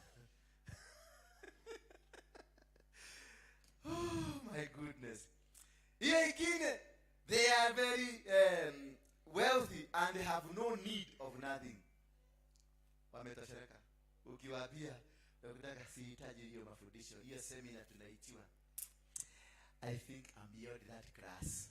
Hata huyo mhubiri ni nani amemkagua akaonekana ni mhubiri anajielewa, amepitia theology gani, alisomea college gani? Because for them it is them, nobody else. They don't need you. Ukisikia huyo mtu mnaambiwa mfanye, mtoe sadaka, mtoe dhabihu, hatoi dhabihu kwa sababu haoni haja ya kutoa dhabihu. Unamwambia atufanye kazi gani? Kujeni tufagie hii kazi katika kanisa hii, ioshwe vizuri ndio ikae vizuri. Kuosha kanisa ama kufanya kazi ya Mungu is part of giving. Kweli unakuta hiyo choo imejaa manini, unafagia vizuri inang'ara, is part of giving. Lakini kuna mtu ukimwambia aende hapo, anakuona ni kama kichwa yako haifanyi mzuri. Na hao ndio watu, they don't need anything. They are full of themselves. Ukimwambia sasa tuende tukahubiri crusade huko, kitu ya kwanza anaangalia kule umetoka. Anajua wewe ulikuwa juzi tu ulikuwa hiki kikundi haramu. Sasa wewe utatuambia nini? Kuna kundi kingine na idaka nafanya naita mapasta, tuna breakfast. Kukula wanapenda kukula. Lakini sasa nawaambia tunataka tuende tukahubiri. Wanasema hiyo ndio wanaanza kukuchagua. Wanauliza huyu mtu ameokoka, alienda theology gani? Skulu gani alienda? Sasa huyu roho ya hiyo kitu imetoka kabisa ama ni namna gani? Mimi vile nimemwangalia, huyu hajaokoka, lakini wakati alikuwa anakamata breakfast kama ingine tulipikiwa na Karo, kamata breakfast na kamata vizuri sana. Vizuri ni mayai na nini. Lakini sasa umwambie ile kiasi tunataka kwenda, anaanza kuuliza huyu mtu si amekoka juzi? Ni madhabahu gani anaweza kuvunja? Anaweza kuvunja madhabahu. Yeye mwenyewe ni madhabahu. Sasa atavunja nini? Yeye mwenyewe ni madhabahu. Lakini akikula hakuona madhabahu yako. Akikuitisha fea kwa sababu sasa hiyo wengine unakuja na mabia niko na kitu kidogo nataka kubless wachungaji. Kabahasha haikuwa kina madhabahu. Lakini sasa hata action madhabahu ndio hiyo inainuka, because they need no nothing. Ukasikia unatembea na watu namna hiyo, ujue they are dead. They are neither cold nor hot, because every day is a learning day.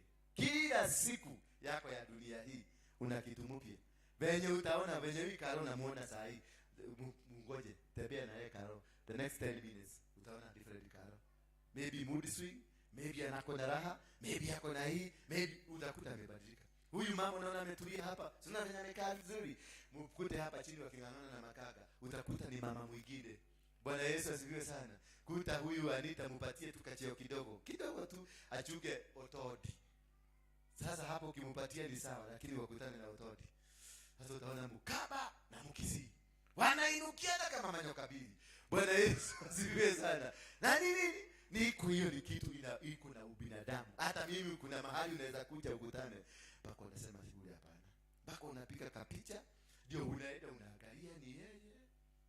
Naona kama ni yeye, lakini si yeye, ni yeye. Akaniwe, akatiwe. Mpaka anatumia mtu mwingine, huyo ni nani unaona? Unaambia ni fulani. Hebu angalia vizuri, kwa sababu ile vitu amekuta nikifanya si yule pastor alikuwa anahubiri hapa. Bwana Yesu asifiwe sana. Bwana Yesu asifiwe sana. Kwa hivyo ni vizuri kuwa watu ambao watakuwa na msingi thabiti. Alafu tukiendelea kusema inasema, and they do not know that you are wretched. Hawajui what is a wretched person. wretched. Kakitu kamkonde. Kakitu akana nguvu. Si ndio? Kumbe wewe ni giant kama yule anaitwa Goliath.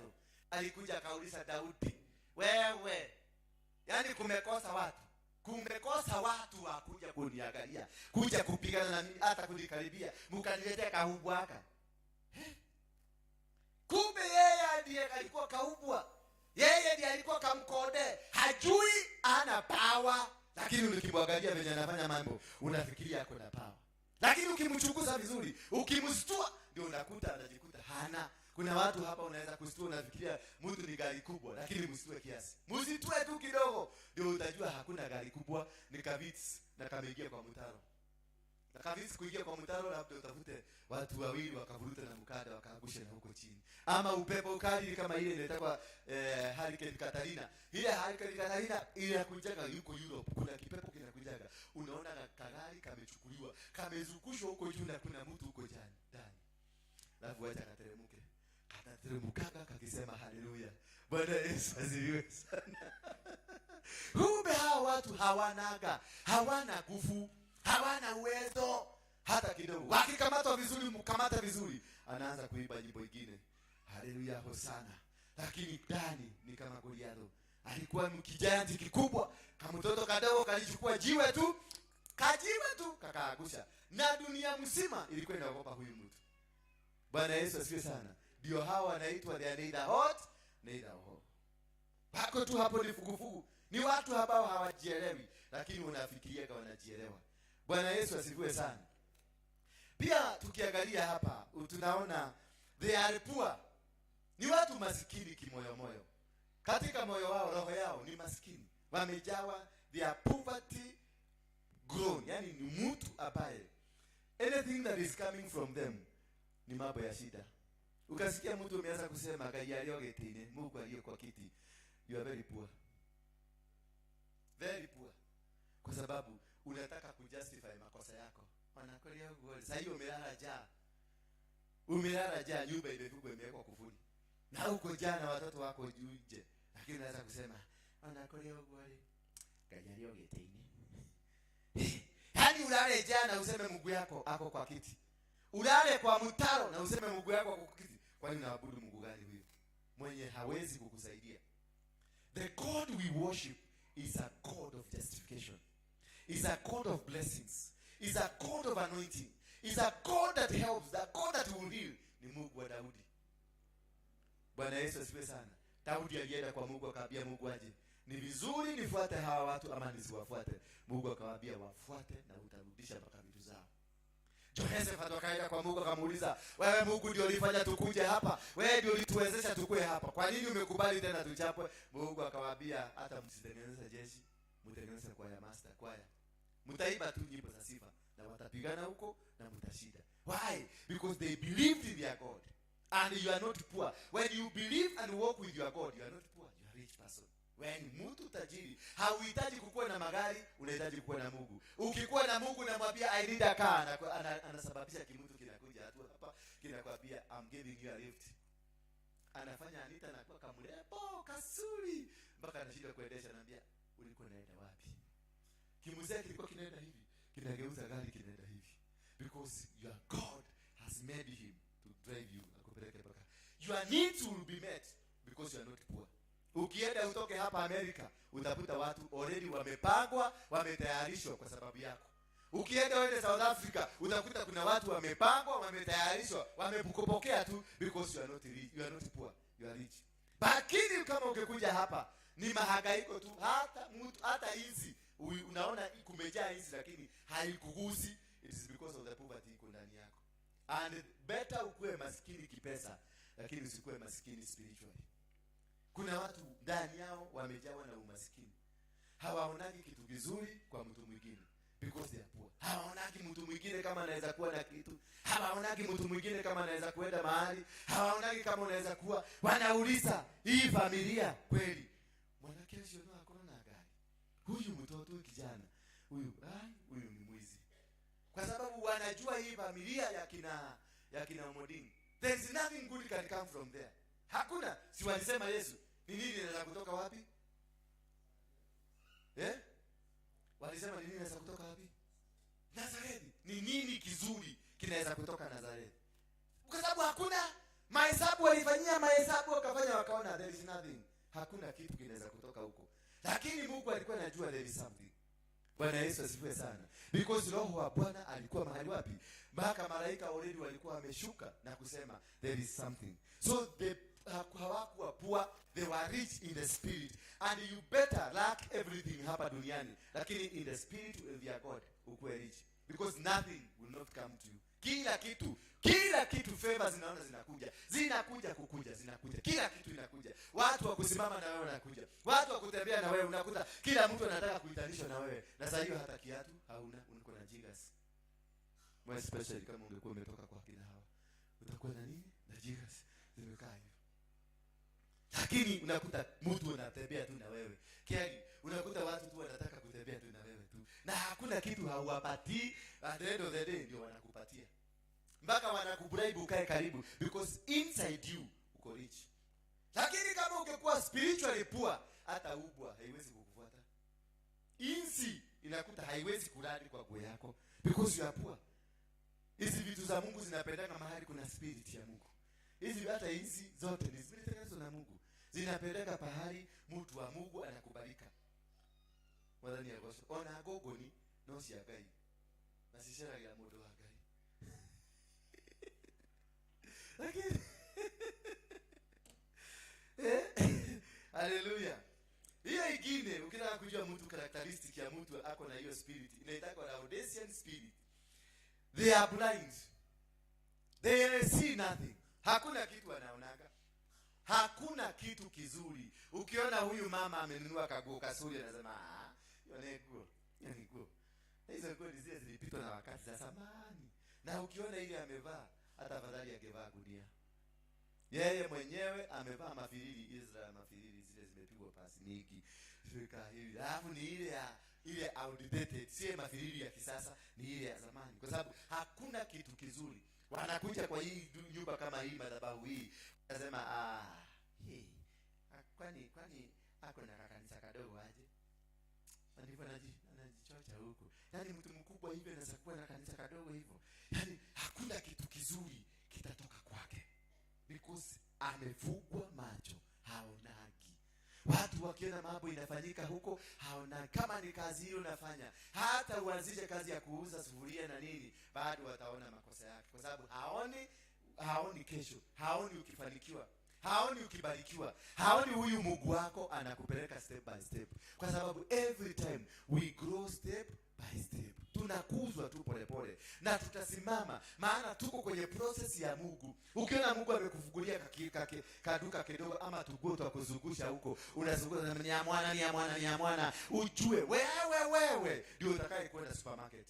Lakini wale watu ambao hawaoni na hawajui, hakuna kitu kizuri wataona kwako. Kwa sababu they are blind. They are not seeing anything. They see a negative.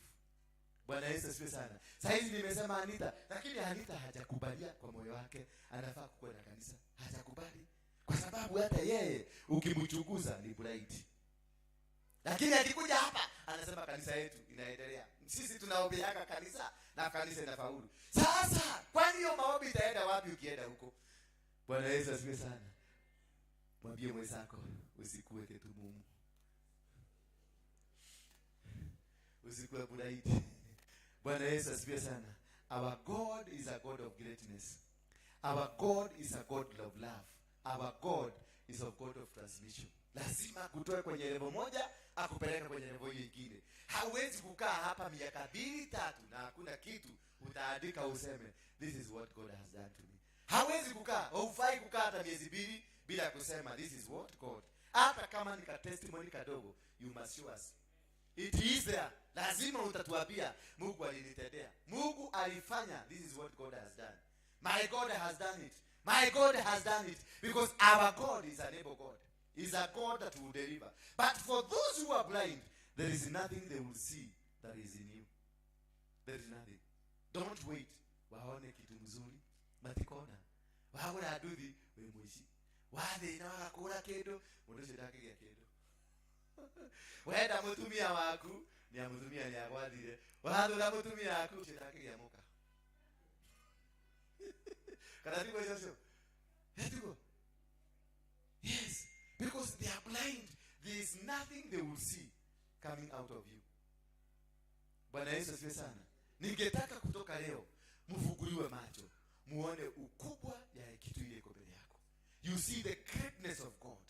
Don't look at these small you things you see. Hii tu obstacle naona tudogo. Tumewekwa ndio uconcentrate na hapa. Uache kuconcentrate na kule unaenda. Mtu akiendesha gari, haangaliagi hapa, anaangaliaga kule mbele. Ndio akifika hapo, unajua mtu sisi ambao tuko na magari, tukiendesha gari sisi na gari kubwa. Sisi ambao tuko na magari, tukiendesha gari hatukuagi na concentration, hata unasahau unaendesha gari. Kwa sababu usharusha focus yako na umeenda mbele. Bwana Yesu asifiwe sana. Focus iko mbele, iko mbali, kwa sababu unaona mbele. Sasa naweza kuona mbali. Hiyo mlisahau. Sidio? Hebu tuibe hiyo. Sasa naweza.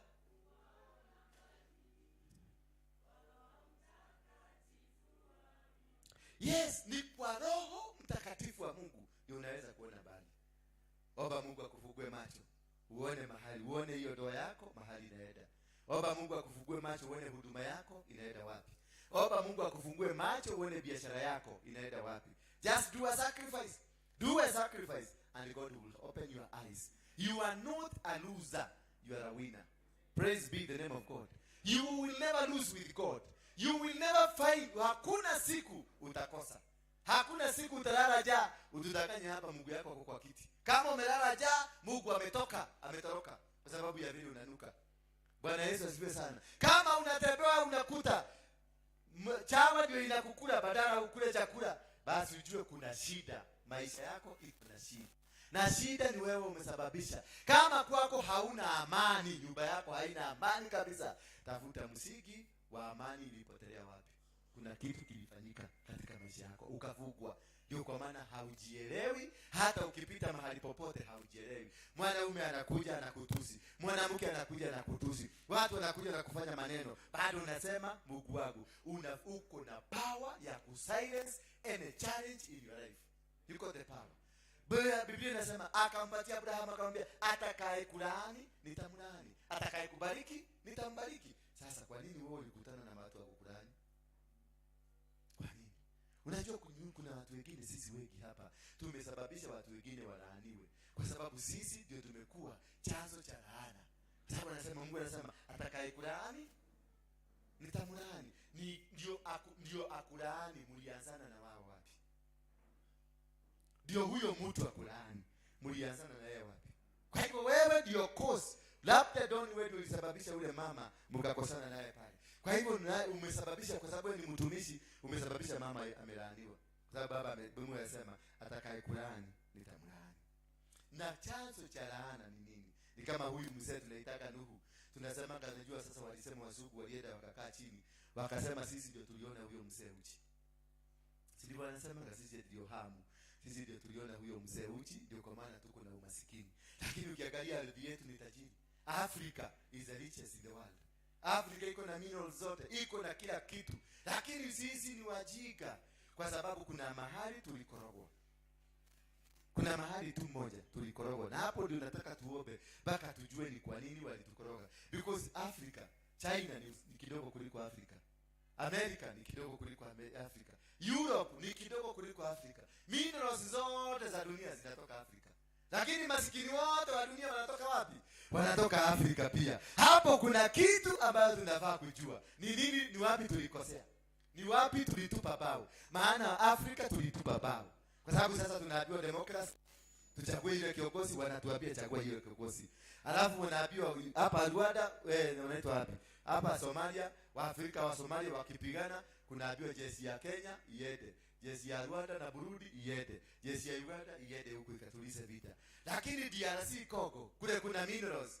Hapo hakuna jeshi ya Kenya, hakuna ya Rwanda, ni Faransa, ni Jerumani na wazungu wa Uingereza na wa Amerika ndio wanaenda kunini? Kuchunga amani huko. Si hapo unaona kuna kitu tumechezewa. Kuna kitu hapo tumechezewa. Kule kuna minerals hawakanyagi, wanatuma wa Kenya na wa Rwanda, endeni mkamalizane huko. Lakini kule hakuna minerals. Lakini kule kuna minerals yaenda Kongo ile Angola kwa Jonas Abibi, huko wamejaa, wa Belgium huko wamejaa, wa Portugal wengine wamejaa huko, wazungu ndio wanachunga amani. Kule kuna minerals. Ukienda South Africa walikolonize mpaka saa hii wamekalia. Kwa hivyo kuna jambo tulifanya ambayo tunastahili kuuliza Mungu. Vitu zetu ile shitoshi yake diete. Ndio wakasema huyu mzee, unaona vile walitupobaza, wakaambia huyu mtu mweusi ndio aliona huyu mzee akiwa uchi. Na ikasemekana nini? Amelaaniwa aliyeona uchi wa nani? Wa baba. Kwa sababu mzungu na Mwarabu watu warudi nyuma, wakasikia baba anafanya nini? Watu wao walirudi nyuma, wakalikuwa naona na macho mengine hapo nyuma, wakarudi wakaamua kushia nguo. Walipomwakushia nguo, wao hawakulaaniwa, lakini huyu aliona. Na sasa mzee alikunywa akalala uchi. Huyu wewe ulijua mzee amelala uchi? Ulikuwa unajua? Na uliingia ukakuta mzee ako uchi, ukakimbia kuambia brada zako. Sasa niambie, ni nini mbona nilaaniwe? Na mimi sikuwa najua. Mimi sikuwa najua, lakini nimelaaniwa. Nimeambiwa kwa sababu ya kuona. Ni nani alikuwa ameniambia mzee ako uchi nikakosa kufunika? Si hapo tumechezwa.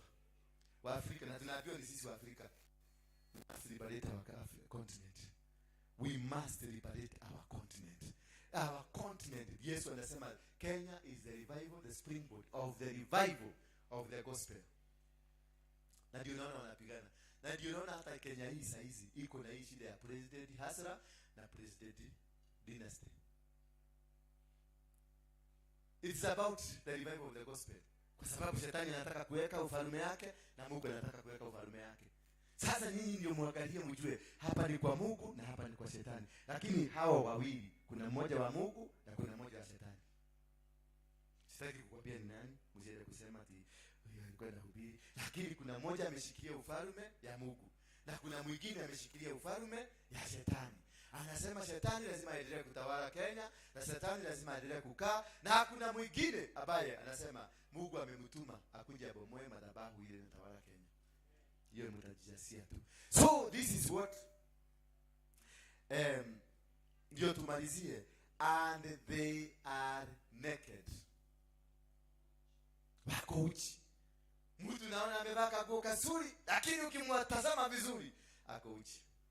Akili yake, mwili wake, roho yake iko uchi. You are naked. You are not covered by the Holy Spirit. When you are not covered by the Holy Spirit, wewe ni naked. Kamsime. Kama hujafunikwa na Holy Spirit, maadui watakushambulia kwa sababu wewe uko uchi. Ukiona maadui wamekushambulia na wakunda kushambulia kwa njia ya kispirit, ujue uko uchi. Ukiona watu wanaenda kwa waganga na wanakuweza, wanaleta mayai kwa nyumba, wanafanya hii, wanaleta mavitu ambavyo vinakushikamata magonjwa haieleweki, ujue kuna tatizo, uko uchi. Katika ulimwengu wa kiroho unaonekana uchi wako. Ndio kwa maana Bwana kushambulia. Hawawezi kushambulia kitu hawaoni. Wanashambulia kitu wanaona. Wanajua huyu hana kitu kimemfunika. Hana kitu kimemfunika kabisa. Bwana Yesu asifiwe sana. Nataka nimalizie hapo. Nitaendelea na hiyo topic sana. Haleluya. Tusimame kwa miguu yetu na mshike sadaka zenu. Wangapi wamebarikiwa na wangapi wamesikia kufunguliwa macho?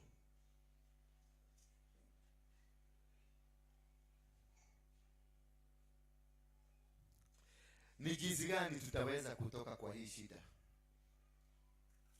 As verse 19 inasema, as many as I love you, I rebuke and chasten you. Therefore be zealous and repent. Behold, I stand at the door and knock. If anyone hears my voice and opens the door, I will come in to him and dine with him, and he with me. You could repent. Just repent. Hiyo tu ufufuliwe tena. Nataka uinue mtu wa keyboard na mtu anaitwa Beatrice. Nataka you lead us into a worship ya kurepent. Alituongoza hapa tukarepent. Lakini unapoleta sadaka zako, tuongozwe katika repentance, ndio tuweze kurudishwa tukue watu ambao ni kanisa kamili. Bwana Yesu asifiwe sana. Kanisa ambalo ni aliko ndani ya moto, si baridi si moto, kanisa kamili ambalo ni moto. Sasa tayarisha moyo wako na sadaka yako, uitengeneze sadaka ambayo ni ya kutubu dhambi. Hii si sadaka ya kawaida, ni sadaka ya kutubu dhambi. Kila wakati kulikuwa na dhambi, walienda wakatoa sadaka ndio waweze kusamehewa. Kwa hivyo si kwa sababu ya hii kanisa peke yake, hata kwa sababu ya hii kanisa iko juu, kwa sababu ya wale watu tunatembea pale nje, kwa sababu ya wale watu wale mahali popote walipo, huyu Mungu yuko tayari kuwasamea kwa sababu ya sadaka hiyo utatoa. Kwa hivyo tunapoingia, tuendelee Beatrice, leteni sadaka zenu hapa. Ukirudi kwenye kiti yako, tuanze maombi ya kutubu.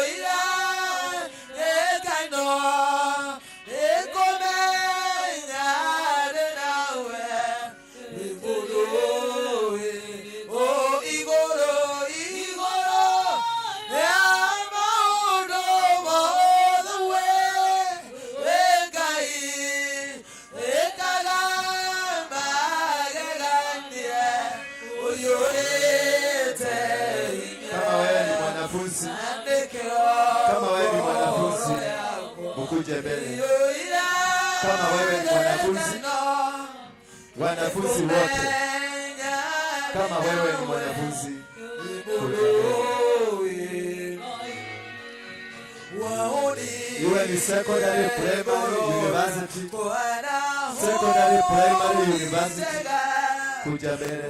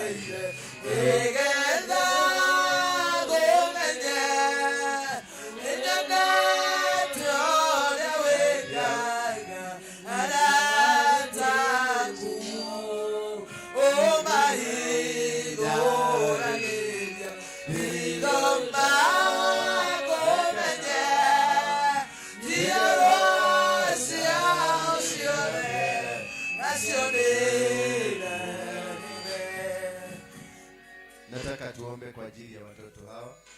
Kama wewe ni mwanafunzi, either ni primary, secondary, hata university, kuja tuombe pamoja. Kama ni mwanafunzi, no matter kama ni primary, secondary, ama university ama college yote, kuja tu. Hata kama uko Sunday school ni mwanafunzi, si ndio? Wanafundishwa. Bwana asifiwe sana. Hao watoto wanarudi shule. Na kule wanarudi, kuna mambo mingi, kuna mambo ya Illuminati, huko ndio wanafanywa recruitment. Na tukiomba hapa, tutaomba kwa niaba ya watoto wote wa Kenya ambao wanarudi shule. Tushike maroho hii ya Illuminati kwa sababu imepenya kwenye mashule. Kuta mwalimu mwenyewe ako na class mzima iko kwa Illuminati. Bwana Yesu asifiwe sana. Na hiyo lazima tupigane nayo. Na tuombe sana tukoboe hawa watoto. Kwa sababu kanaenda kakiwa kazuri, kakirudi, kakiguona kanaona Range Rover. Maana kanaambiwa wewe utakutoa mama yako, Range Rover itakuja. Na wanataka kutajirika. Kwa sababu wameona Tupac, wameona nani, wanataka kuendesha magari kubwa. Wanataka kuendesha ile inaitwa Tesla ile most expensive. Na anaambiwa hiyo ni baba na mama. Na kumbe Rufina na bwana yake wananyerosaka katoto. Kanalia. Kanaonaga mama kanaingia chini ya kitanda. Kanaonaga baba kanaenda ndani ya tagi. Alafu kakutana na mtu akaambia, unajua hiyo mama yako yeye anakuchukia. Leo mama yako anakuchukia. Hiyo ni gari mzima. Katakutoa mama akatupatia. Kanakupatia na mara moja. Unasikia umekufa. Mama walikuwa akiendesha gari wakakufa pamoja. We need to cry for this nation. We need to cry for these children. Tuwarudishe.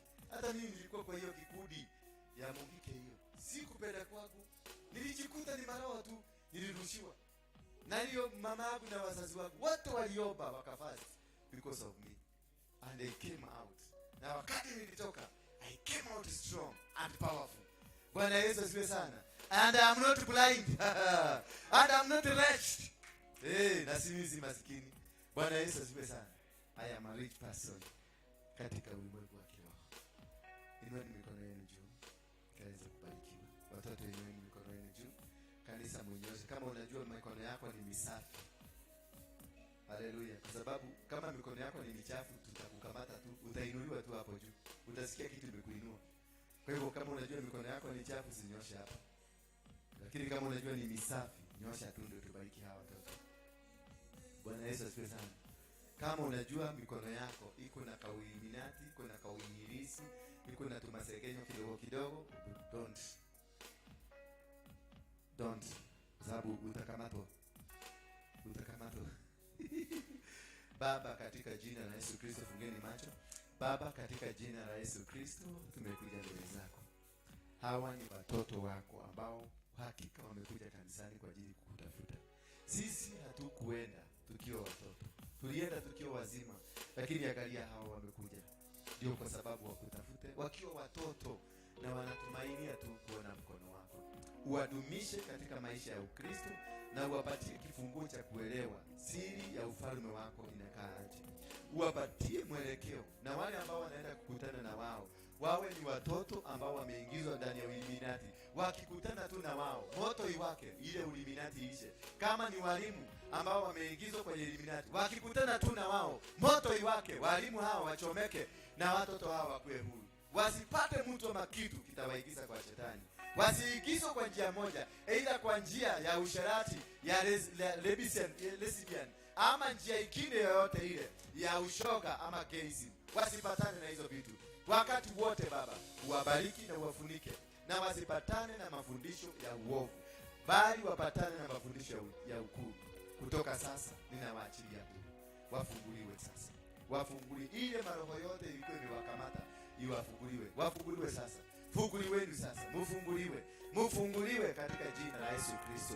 Kusiwakiwe kitu kitakufuata. Kusiwe na jambo lolote litakufuata. Iwe ni laana ya wazazi, iwe ni laana ya watu wa jamii, iwe ni laana ya walimu, iwe ni laana ya mambo popote, ama pahali utapenda utaingia kwa gari. Laana yote zikukamate katika jina la Yesu Kristo. Semeni amina. Amen. Sasa nendeni mkapigeni Yesu makofi. Sasa kuna watu wagonjwa, watoto ni wagonjwa, ama wewe ni mgonjwa, kuja hapa mbele. Leo nataka kukufundisha imani nyingine ambayo inafanya kazi. Lete watoto, wewe kuja hapa. Sasa baba, weka ngumi. Lete. Ni mgonjwa wapi wewe? Na pia ni pneumonia, ni malaria. Sasa siku hizi mtoto yote akigojeka inakuwa ni pneumonia, malaria. Lakini wewe ukigojeka unaambiwa ni H pylori ama typhoid. Lazima itoke H pylori. Mwingine ako na shida ya mtoto, ama wewe mwenyewe unataka kuopewa. Wewe kuja hapa. Kama mwenzako kako wapi? Akuja hapa. Kujeni wale ambao wanataka kuopewa kwa ajili ya matatizo mbalimbali. Yes sir. Leo mliamka saa ngapi?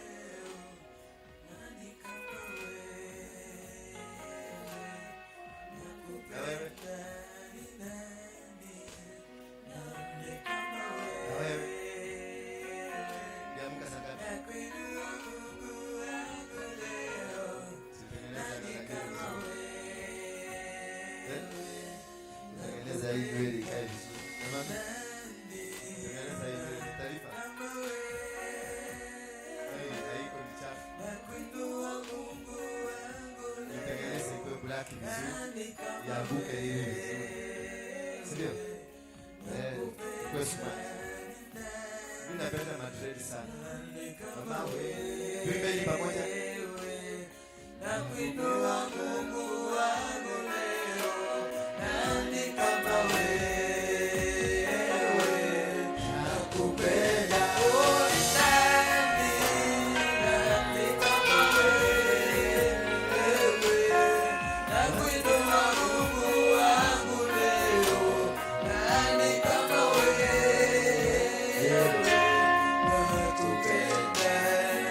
Nani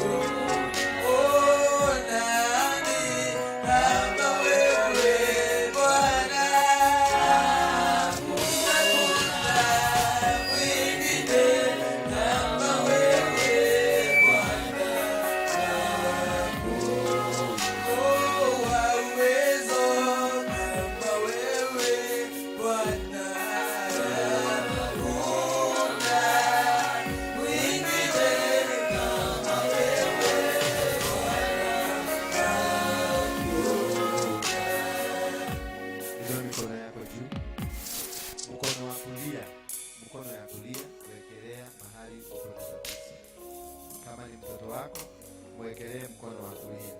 Mahali pana kuuma, wekelea mkono wa kulia. Mkono wa kushoto uinue juu. Mkono wa kushoto uinue juu. Mahali kuna shida, wekelea hapo. Kuna muujiza unaenda kutendeka sasa. Semeni, Bwana Yesu, nimekuja mbele zako. Naomba msaada wako. Naomba baraka zako. Naomba unirehemu, uniponye, unigeuzie maisha yangu. Sema amen.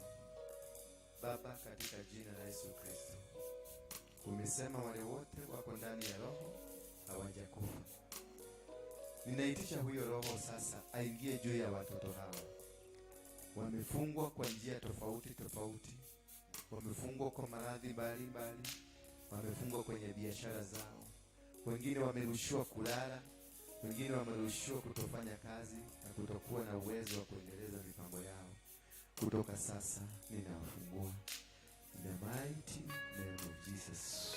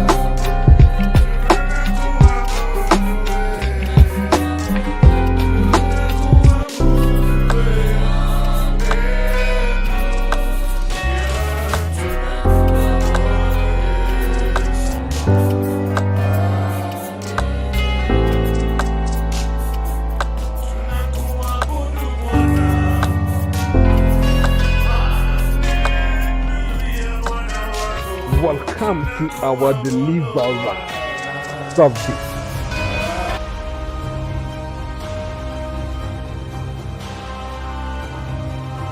Every Wednesday from 1 p.m.